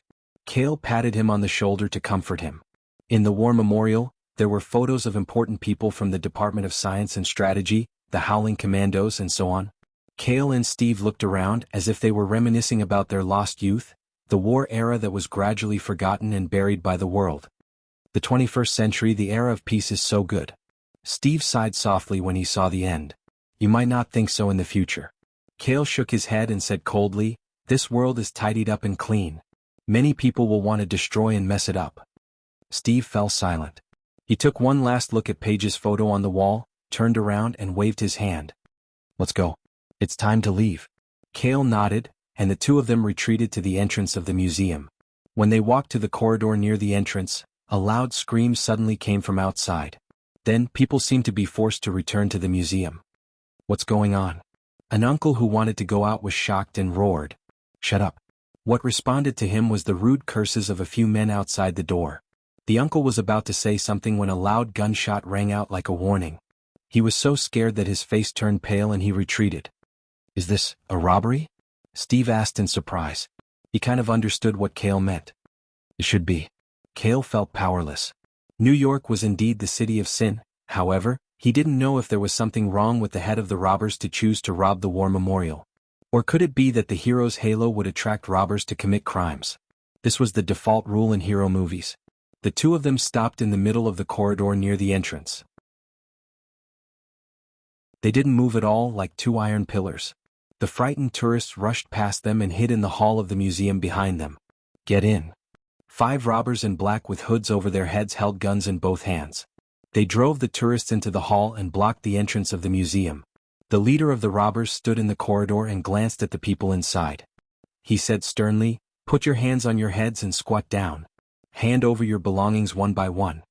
As soon as he finished speaking, the tourists all squatted down in fear. In the blink of an eye, only 2 young men were left standing in the middle. "Do you two want to die?" The leader of the robbers raised his eyebrows and pointed his gun at them. However, the 2 of them didn't even look at him. They were discussing something in a low voice. "Do you want me to do it or do you want to do it?" Cale asked with his hands still in his pockets. "Let me do it. I've been lying down for so long. It's time to move my muscles and bones," Steve said with a shrug. "Don't force me." The robber pointed his gun at Steve. Before he finished speaking, Steve suddenly moved. He took a quick step forward and dashed forward. The leader of the robbers reacted and put his finger on the trigger to shoot. However, Steve was obviously faster. He leaned under the leader's armpit and stretched out his hands quickly. He held the gun barrel with one hand and twisted the leader's wrist with the other. Bang! There was a gunshot and a light bulb on the ceiling of the hall broke. Steve flipped his hands and the leader of the robbers' screams were still in his throat. His body was flipped more than 180 degrees, and his head hit the smooth floor hard. Not bad. Chapter 259. What's going on? Let's go in and take a look. The remaining 4 robbers at the door heard the gunshots and rushed into the hall with guns in hand. When they saw their boss lying unconscious on the ground, Steve was already rushing towards them like a cheetah. After being frozen for more than 60 years, Steve's physical fitness was not the same. His body cells were in their best state during hibernation, pushing his super soldier physique to its peak. Whether it was his senses, strength, physique, speed, or reaction arc, they were all 10 times that of a human. Under the burst of inhuman speed, a baseball cap fell off his head. Steve ignored it. After getting close, he used both his hands and feet to display his fierce and decisive combat skills. In just a few seconds, the remaining 4 robbers were completely defeated before they could even fire their guns. They wailed and knelt on the ground, the guns in their hands falling to the ground one after another. Only then did the baseball cap fall from the air to the ground. During wartime you would have died on the battlefield. Please cherish the peaceful era now. Steve snorted in dissatisfaction and kicked the last robber in the air. The robber spat out blood and flew a few meters away from the door. His back rubbed against the floor in front of the door and he rolled until he reached the foot of the stone statue. Seriously? Steve patted the dust off his palms and turned around to pick up the baseball cap from the ground. When he looked up and saw Cale with a helpless expression and the shocked tourists in the hall, he realized that his identity seemed to have been exposed. Go. Steve just opened his mouth and suddenly stopped. He slapped his head in self-reproach. Now both of their identities had been exposed. Cale felt the burning gazes behind him and couldn't help but step forward. When he passed by Steve, he reminded him coldly, "Why aren't you moving?" "Oh." Steve seemed to wake up from a dream and quickly followed him out of the hall. The two of them appeared quickly and left quickly, leaving behind a mess of injured and unconscious robbers lying on the ground. "If I'm not wrong, that seems to be Captain America? It's exactly the same as the one in the video. If you're mistaken, I'm probably mistaken too. Wait, he even called that person Cale? Could it be?" In the hall of the Memorial Hall, everyone looked at each other. After a short silence, they all rushed out of the door in a frenzy. The poor robbers on the ground were trampled once again. The two motorcycles continued on the road, merging into the main road of the city where traffic flowed, far away from the lively and noisy war memorial behind them. You reacted quickly. If the people were surrounded, it would be troublesome to escape. Steve smiled bitterly at Cale. Just get used to it. Cale shrugged and calmly said, "In the 21st century, after people have eaten and drunk their fill, the bad people will develop dirty and evil thoughts, while the good people will indulge in the gossip on the internet." He added, "Tomorrow morning your return and your appearance at the war memorial with me will probably spread throughout the United States. Fortunately, it's not a bad thing." Steve heaved a sigh of relief. "It's hard to say." Cale shook his head. Who knew if the new media would add words like shocking, private meeting, or gay friends to the title? Alright, speaking of gay friends, Cale stepped on the gas and the cylinder roared.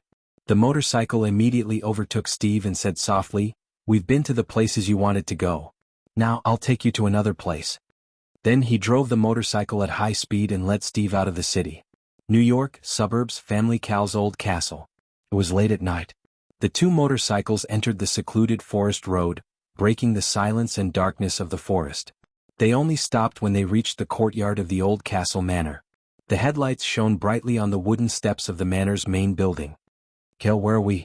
Steve looked around in surprise. His expression suddenly changed as two red dots from sniper rifles fell on him.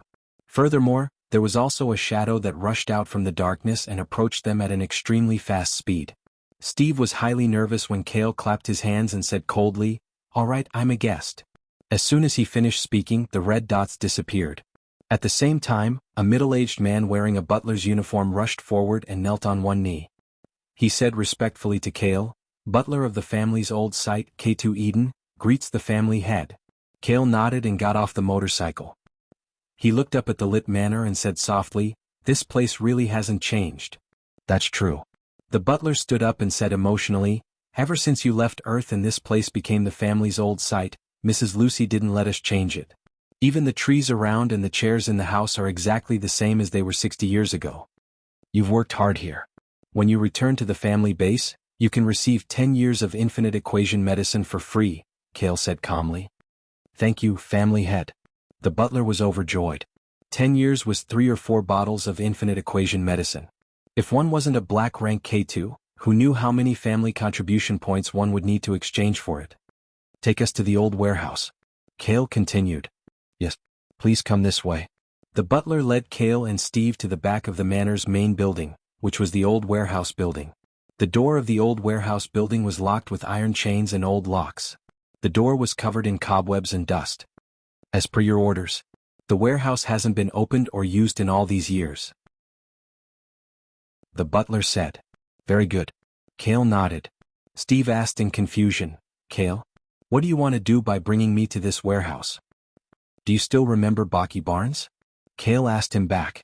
Steve shuddered and said with a pained expression, "How could I forget him? He fell into the snow valley in order to save me." He seemed to react and said anxiously, "Why did you suddenly mention him? Could it be, that's right? Baki is still alive?" Kale nodded and kicked the warehouse door. He only used half of his strength. Because the door was too old and rotten, the door panel and chain fell off and flew into the warehouse room, raising clouds of dust. "You said Baki is still alive?" Steve was stunned. His eyes were filled with excitement and surprise. "Yes. Not long after the war ended, I met him in the Soviet Red Room." Kale pulled the switch in the room and walked into the warehouse while talking about how he had frozen Baki. At that time he had no choice. Baki's memory was messed up due to the brainwashing and he couldn't control his own body. In order to avoid being controlled by others, he became a killing machine. Kale asked Howard to build a freezer and freeze Baki in the basement of the old warehouse. One day he would be unfrozen and awakened. Only Kale and Howard knew about this. Even the members of Family Cal didn't know that there was a living frozen person in the basement of the warehouse. And today it was time to wake him up. Kale stopped in front of the basement door. The door in front of him was sealed and locked. Even a small bomb couldn't blow it open. It could only be opened from the inside of the basement. "It's much more convenient with the hanging ring." Kale shook his head and stretched out his right hand that was clenched into a fist. Venom covered his entire arm and transformed it into a black hammer. He aimed at the door and smashed it with the hammer. Violent demolition. Chapter 260. The power of the heavy hammer was equivalent to dozens of tons of impact energy.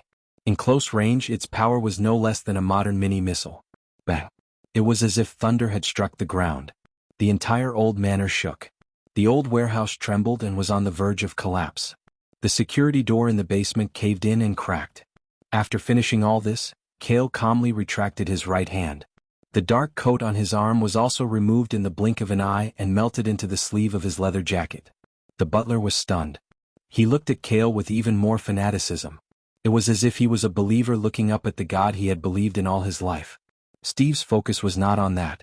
After the door of the basement was violently broken open, he rushed into the room with the dust gushing out of the door.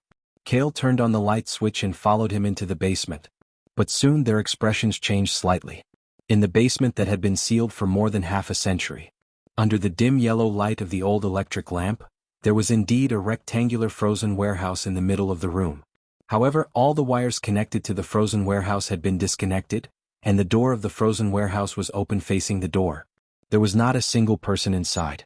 "Kale, what's going on?" Steve's pupils contracted. He turned around and looked at Kale in shock. Kale's face turned cold. He glanced around the room. There were obvious signs of outsiders coming in. He calmly called out, "Butler." The butler fell to his knees. His face was pale and bloodless. He crawled on the ground and said with a trembling voice, "Master, I can guarantee with my life that ever since you left the old manor, there has only been one incident. No one other than the family has come here." "Incident? Tell me what incident?" Kale said softly. "It was about 10 years ago. The forest next to the manor suddenly caught fire. In order to prevent the fire from spreading to the manor, the family members who stayed here went to put out the fire. There was half a day when the manor was unguarded." The butler recalled carefully and said quickly, "After the fire was controlled, we checked the main building. There were no signs of theft. As for the old warehouse, we don't have access to it, so we didn't go in to check it out." Kale's brows furrowed tightly. After a moment of silence, he said to Steve, "It should be that time when someone came in and forcibly took away Baki, who was still frozen and sleeping. Those bastards, what are they going to do to Baki?" Steve's handsome face was full of anger. He clenched his fist so hard that his bones cracked. "So much time has passed. It's not that easy to find out." Kale's face was expressionless. A cold light flashed through his eyes as he said calmly, "Don't worry about this matter. Someone is causing trouble in my territory. I will give you a satisfactory answer." The steward's heart trembled and his head sank even lower. He knew that the master was really angry this time. If the patriarch was angry, the consequences would be dire. "Kale, I'll thank you in advance. However, Baki's matter is my matter. I will do my best. Even if it means risking my life, I will find him and bring him back." As Steve spoke, he walked resolutely towards the basement door. It was as if he finally had a primary goal in life after waking up from the ice. Kale didn't stop him and let him leave first. "I wanted to take advantage of this rare period of peace to let you have a good rest. Once you move now, you won't be able to stay idle in the future." Kale sighed inwardly.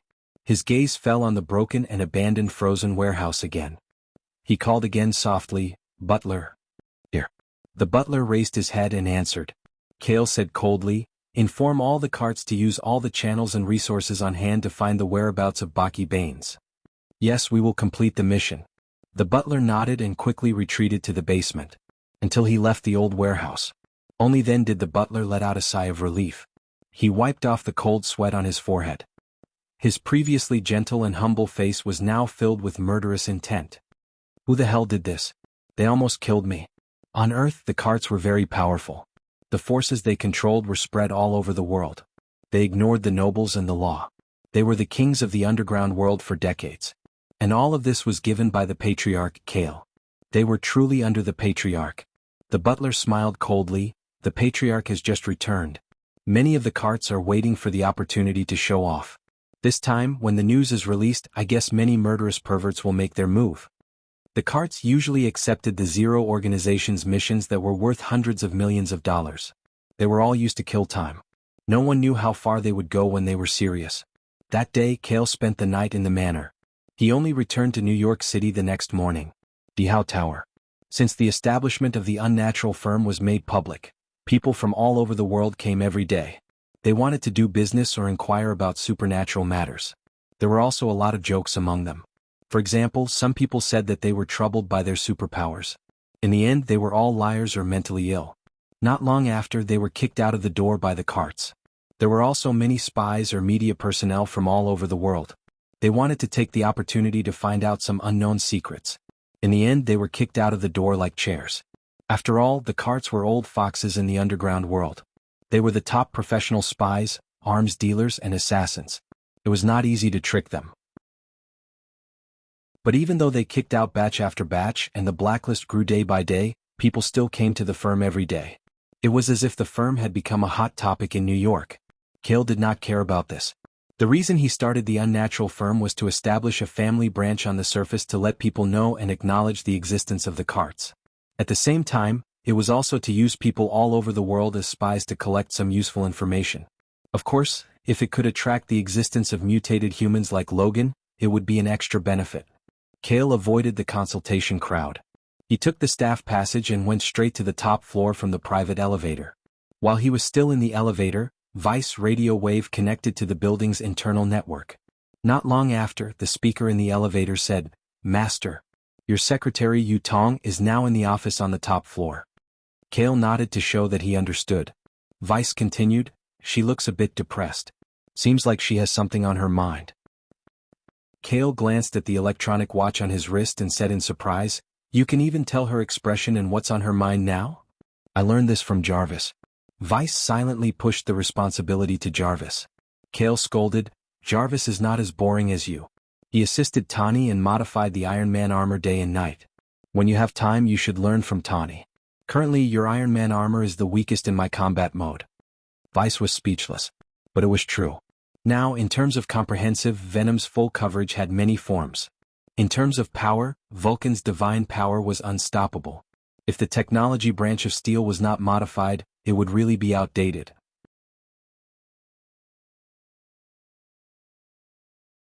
Chapter 261. Kale did not take Vice's words to heart. Yu Tong, due to her ability to control her mind, was a loner and independent person. She had killed Nissan soldiers for him since she was a few years old. Why would she be depressed? Was there something on her mind? Kale smiled faintly and walked out of the elevator. However, when he entered the living room, he suddenly stopped in his tracks. Yu Tong sat quietly on the edge of the balcony wall. The hem of her long dress flowed down her straight and fair legs to the floor.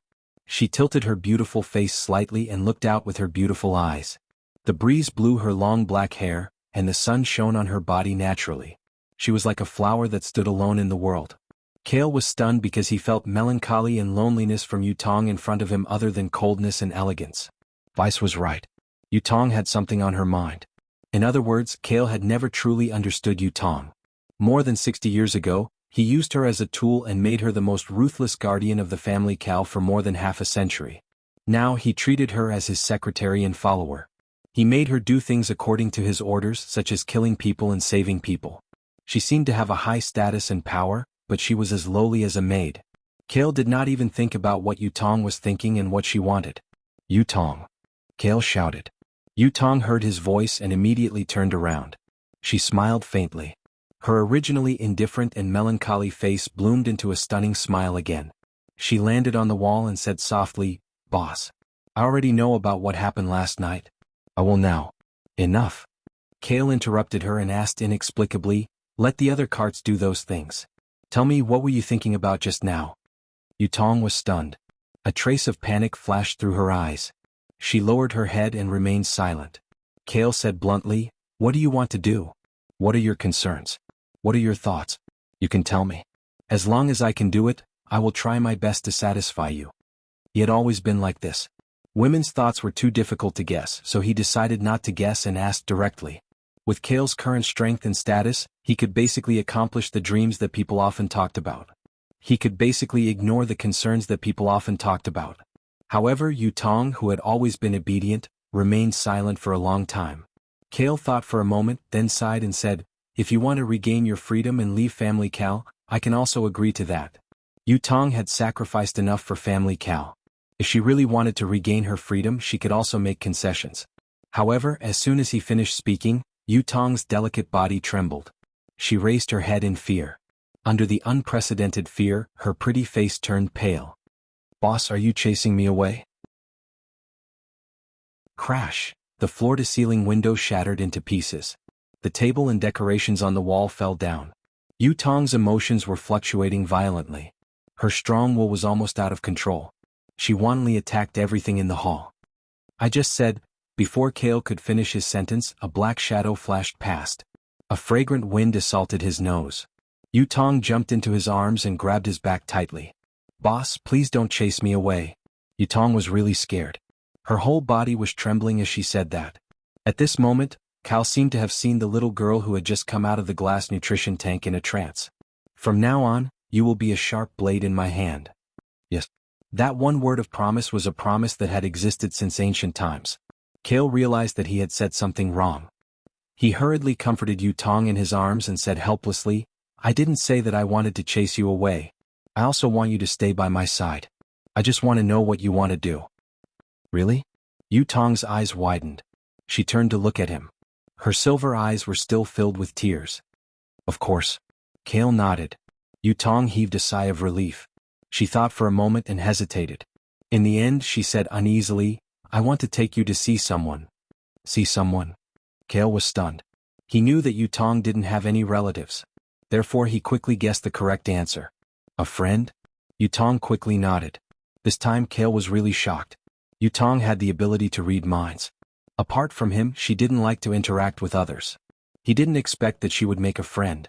It couldn't be a guy, right? "Let's go. Take me to see him." Kale said with a straight face. He had to admit that he cared a little. He had brought Yutong back and raised her. She was like his own daughter. How could he let someone else take her away for no reason? Since Yutong had already said it, she didn't hesitate anymore. She immediately nodded obediently in agreement. Queens, New York Black Rose Bar. Kale accompanied Yutong to the entrance of the bar. His brows furrowed slightly. Due to his acquaintance with the playboy Howard, his first impression of bars was a little bad. They even chose a bar for a meeting. Looks like Yutong's friend isn't a good person.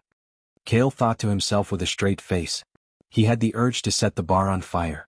"Boss, it's in here." Yutong leaned over naturally. She wrapped her hands around Kale's arm and led him to the entrance of the hotel. Kale held back the surging divine power in his body. Following Vice and Venom, who were hiding in his body, the two of them secretly broke out in cold sweat for Yutong's friend. The bar was very big. Colorful lights flashed and trendy electronic music was playing. A group of young men and women were drinking and dancing to their heart's content inside. However, after Kale and Yutong walked in, the hall seemed to have quieted down. Everyone sensibly made way for them. There was only a punk girl in leather at the bar counter. Her back was to the door as she sat lazily on a high chair and drank. She had eye-catching long dark green hair that draped over her shoulders. Her body was very slender and beautiful. She even asked the bartender to add more wine to her glass. "Lorna," Yutong led Kale to the front and called softly. "A girl?" Kale's heart relaxed inexplicably. At this moment the girl just happened to slowly turn around. His eyes lit up. Clearly, the girl in front of him was definitely a Western beauty who didn't lose to Natasha. It was just that her style was a little strange. The girl's exquisite facial features were covered in smoky makeup. Her lips were painted with dark red lipstick. Her dark green hair was slightly curled and draped over her shoulders. She looked a little lazy and rebellious. If Yutong represented Eastern beauty, then this was an out-and-out Western beauty. Especially when the two of them stood together. East and West regions, age and personality, appearance and style were very different. They didn't seem out of place at all. Instead, it was breathtaking. "You're here." The girl called Lorna was overjoyed. She was about to ask Yutong to sit down, but when she saw Yutong holding Kale with both hands, her beautiful face instantly turned as cold as the North Pole with a hint of disgust. Although she recognized Kale's identity at first glance, Lorna still said coldly and arrogantly, "Who are you?"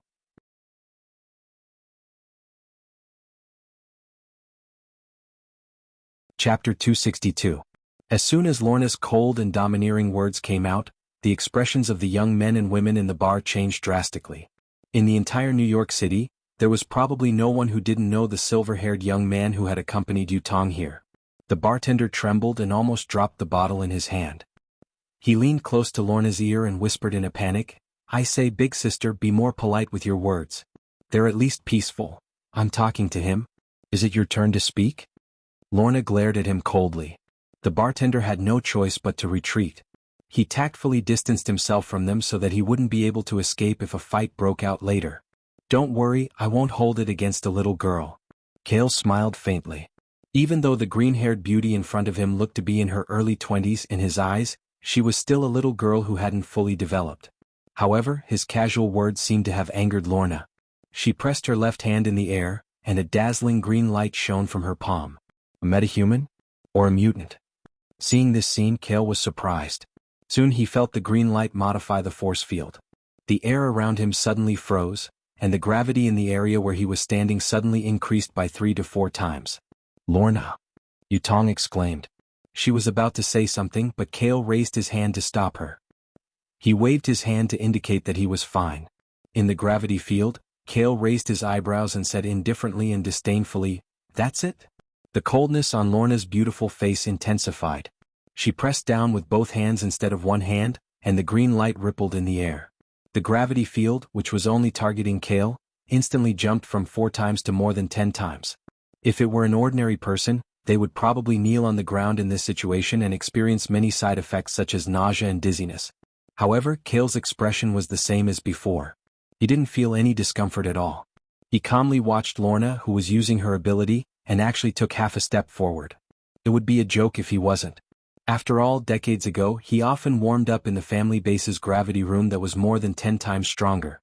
Kale felt very relaxed under 10 times the gravity on Earth. It was not much different from usual. This greatly touched Lorna's pride, prompting her to continue using her ability. Her hands began to tremble slightly, and the green light from her ability shone even brighter. 10 times, 13 times, 15 times, 18 times. When the gravity was 20 times stronger, even the lights in the room were slightly distorted by the force field. Kale casually walked up to Lorna, picked up the bottle and poured some wine into the glass. He even raised the glass and took a sip. "It's not bad, but it's a bit too strong," he commented. It was unknown if he was tasting the wine or if he was using this to describe the other party. "You." Lorna's face was slightly pale. She pressed her hands down as low as possible, and the green light moved rhythmically like smoke. She was already using all the abilities she wasn't good at in her force field domain. However, no matter how high the gravitational field was, the man in front of him did not show any signs of abnormality. This was a humanoid monster. In a daze, the green light in Lorna's hand suddenly spun, triggering the activation of other abilities. Clang, clang, clang. In an instant, everything in the bar, especially the metal items, trembled under the guidance of some mysterious force and was about to attack Kale, who was the target of hostility. "Stop." Yutong's angry voice sounded. At the critical moment, an invisible and powerful force swept out like a wave, suppressing the trembling items and making them unable to move. Bang! The two superpowers collided in the room. The glasses and bottles nearby could not withstand the pressure and immediately cracked and shattered. The scene was rather bizarre and spectacular. Lorna looked up in shock and saw the silver light in Yutong's eyes. She knew that she had screwed up and immediately cancelled the ability she had used. She apologized very sincerely. "I was wrong." Lorna only wanted to teach Kale a lesson, but she didn't expect to accidentally use an ability that she hadn't mastered yet, which made her best friend Yutong angry for the first time. Kale's eyes flashed with approval. If she didn't like it, she would show it on her face. Her style was more domineering and direct. If she knew that she was wrong, she would just admit it and apologize. This girl's personality was to his liking. Of course, the key was still her ability. Kale's gaze fell on Lorna. Dozens of ability cards rushed out from her body, 2 of which were dazzling. The first one was the ability she had used at the beginning, Force Field ability. Force Field Traction. Create a force field to draw. Blue ability card. Create a force field with the ability to reverse, weaken, or increase the force field in the area. Ability users can only create a force field within 50 meters, and the strength of the force field is directly related to the size of the area the force field draws and the distance. The limit of the force field is 20 times Earth's gravity. Current status, can be drawn. In Kale's opinion, this ability was very powerful, but because it was a weakened version of the control force field, there were too many restrictions, which was why the card's grade was so low. However, Kale's gaze didn't stop. Instead, it landed on the second ability card. In just a few seconds, he almost couldn't maintain his calm and exclaimed. He had never expected that he would encounter this ability card in the current world. This was one of the ability cards he had dreamed of. Magnetic Field Control. Perfect control of the magnetic field. Rare purple ability card. Able to control any form of magnetic field. The maximum ability one can control at a time is unknown. Currently, it is known to be able to control metal objects above 1,000 tons.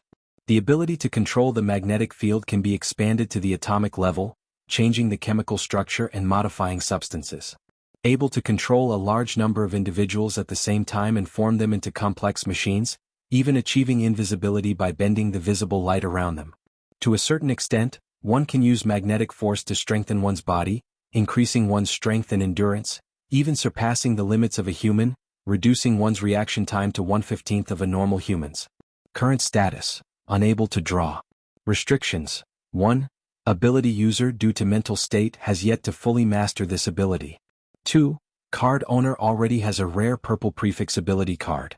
Kale's mouth twitched slightly, his heart bleeding as he felt pain. This was magnetic field control. It was even more perfect than magnetic field control.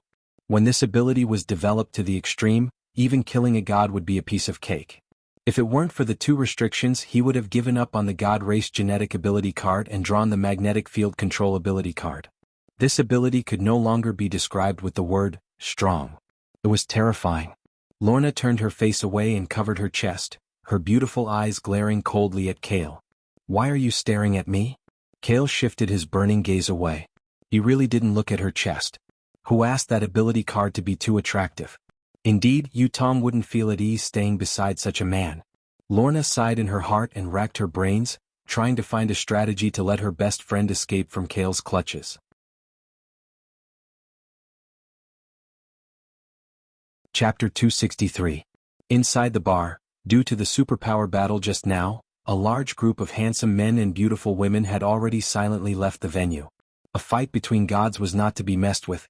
At a square table, Kale and Yutong sat next to each other on one side. Lorna sat alone across from them, her hand resting on the back of the chair domineeringly.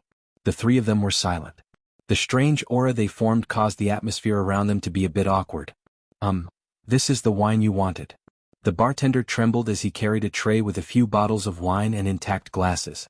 After swiftly putting down the wine and glasses, he quickly retreated, afraid that he would be dragged into this inexplicable dispute. Lorna's beautiful face seemed to be frozen with frost. She crossed her arms and glared at Kale with a straight face.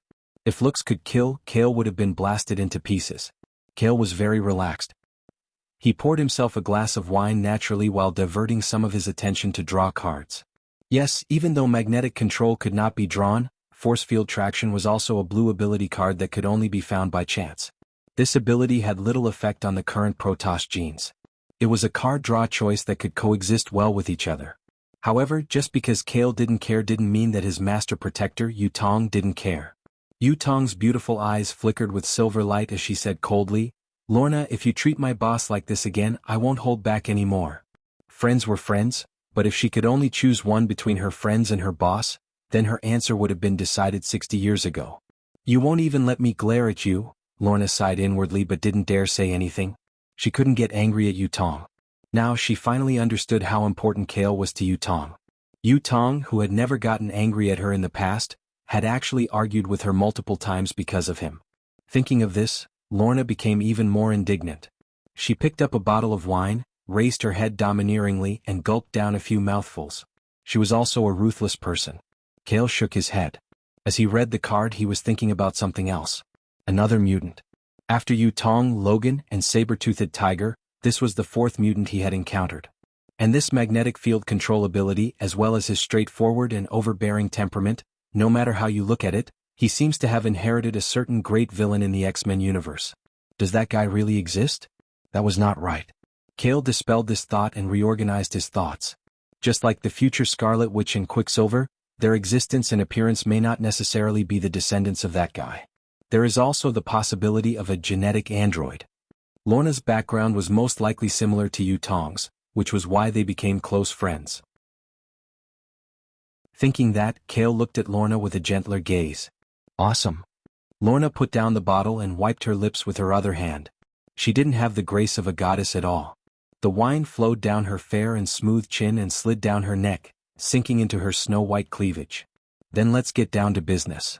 Lorna glanced sideways at Kale, then at Yutong. Her eyes darted around as she pondered and said, Mr. Peace, I know you're a legendary hero who ended World War II and just returned from an alien planet, but that's not the main point. There's no reason for a woman to wait for you for so long. It's been more than half a century. Lorna cleared her throat and said in a shocking tone, Let me ask you one thing. Are you going to marry Yutong?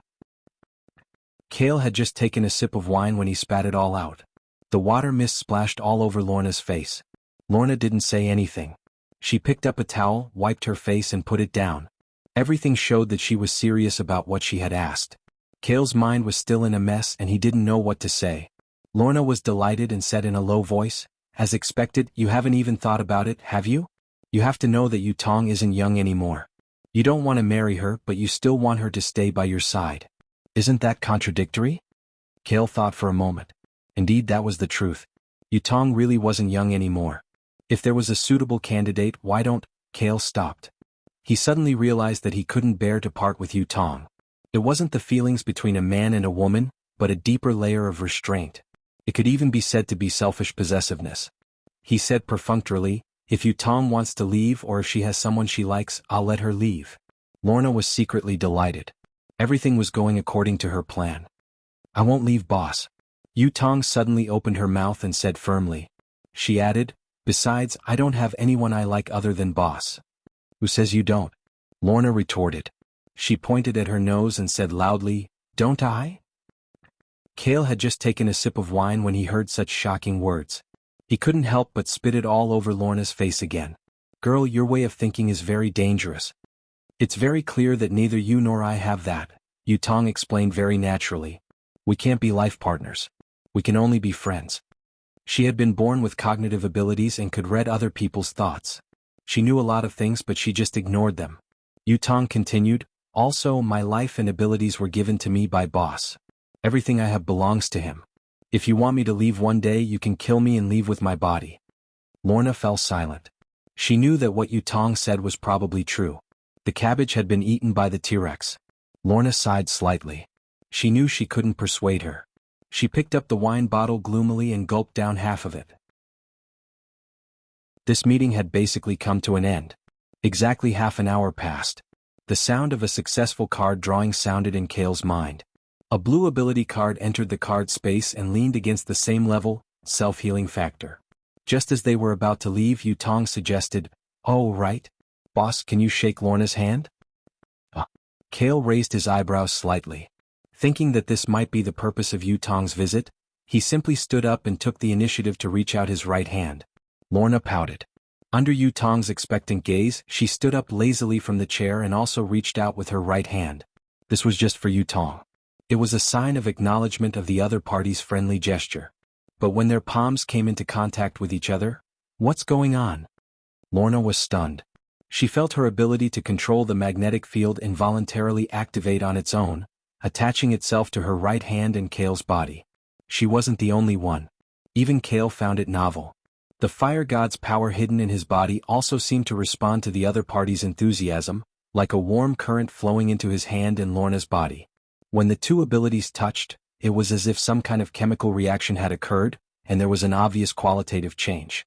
In a short moment, a dazzling and beautiful five-colored aurora surrounded their hands, illuminating the bar's hall with strange and dazzling colors. Chapter 264. Aurora was a phenomenon that emitted light. It usually occurred at the north and south poles of Earth. Due to the solar wind's charged particles entering the Earth's magnetic field, it would display a brilliant and beautiful light in the starry sky at night. Kale never would have thought that his fire god's godly power, which contained the mysteries of the Protoss, and Lorna's magnetic field control ability, would create a natural aurora phenomenon when the two came into contact with each other at zero distance. It had to be said that this was a mysterious coincidence. The fire god's godly power aside, it required a member of the Protoss, and the godly power was innately fire type. For example, war god Thor couldn't do it. Magnetic field control ability, a superior ability to control magnetic fields, required a special mutation of the X gene. Even among mutants it was 1 in 10,000. The probability of having these two abilities and coming into contact with each other was basically zero in the entire universe. But at this moment in Earth's Queens, New York, in a mediocre bar called Black Rose. With Kale and Lorna's hands as the center, the two abilities circulated on their own and blended together joyfully. The brilliant aurora light shone in the room. Ah! Lorna stared blankly. She suddenly snapped out of her daze and pulled back her right hand as if she had been electrocuted. The aurora scene dimmed and disappeared in an instant. The bar's lobby returned to normal. Kale glanced at Lorna one last time and waved his hand, indicating for Yutong to follow him. Then he left the bar. Lorna, goodbye. Next time I'll come alone, Yutong said and followed Kale. Lorna only came back to her senses after the two left the bar and nodded. She looked at her right palm in confusion. There was still some warmth from the fire god's power. What's going on? I've never felt this before, Lorna muttered to herself. She covered her chest with her palm. Her heart raced uncontrollably, as if the interaction of abilities had a lasting side effect. That guy, what did he do to me? Her body was heating up. She had the illusion that she wanted to see the aurora again. After coming out of Black Rose Bar, Kale thought for a moment and said with a faint smile, "Your friend is not bad. You can get to know her better. You can even try to pull her into the unnatural firm." "I know." Yutong nodded. She lowered her head and revealed a beautiful smile. She had brought Boss here because she wanted him to acknowledge her existence. Otherwise he would never be able to treat Lorna so kindly and sincerely. With the current situation, this trip could be considered complete. Yutong looked at Kyle's tall and broad back and thought for no reason, but as long as I can stay like this and follow behind the boss, even if it's thousands of years, it doesn't seem to be a big deal. She quickened her pace and got closer to Kyle, but maintained the last meter of distance between them. After this trip, Kyle returned to the Dehao Tower and completely integrated into the 21st century life on Earth. He mainly studied the actual combat of the fire god's power and the use of the divine artifact Eternal Fire, checked Tani's improvement work on the Iron Man armor, and paid attention to the unnatural phenomena around the world. At the same time, Bruce Banner had moved to New York alone and was tracked by SHLD elite agents every day. Also, in the past week or two, the whole world was surging with undercurrents. First, in order to use the power of the country to find the whereabouts of his friend Dong Bing Baki, the legendary hero Captain America Steve Rogers officially announced his comeback and joined the mysterious United Nations Department SHLD. He, Black Widow, and Hawkeye ran around the world on SHLD's secret mission to track down the remnants of Hydra. Second, Family Cal and Zero secretly moved out to find Dong Bing's whereabouts. They accidentally caused turmoil in the underground world. Countless ancient nobles and private organizations didn't know what was going on. They could only strictly prohibit their members from going out without permission. They hid at home and shivered. In addition, there were also things that no one knew about happening in secret. Africa, a remote central area. On the boundless savanna, a large herd of cattle and sheep were leisurely drinking water by a slightly dried-up pond. In the wild grass that was nearly half a person's height on the side, predators like lions and leopards were waiting for an opportunity to move. A ferocious lion crept closer. Just as it was about to charge and hunt, its ears suddenly flapped. It looked up at the sky vigilantly. The pupils of the beast suddenly contracted and reflected the fierce fire. In the blue sky, an interstellar spaceship was approaching at high speed.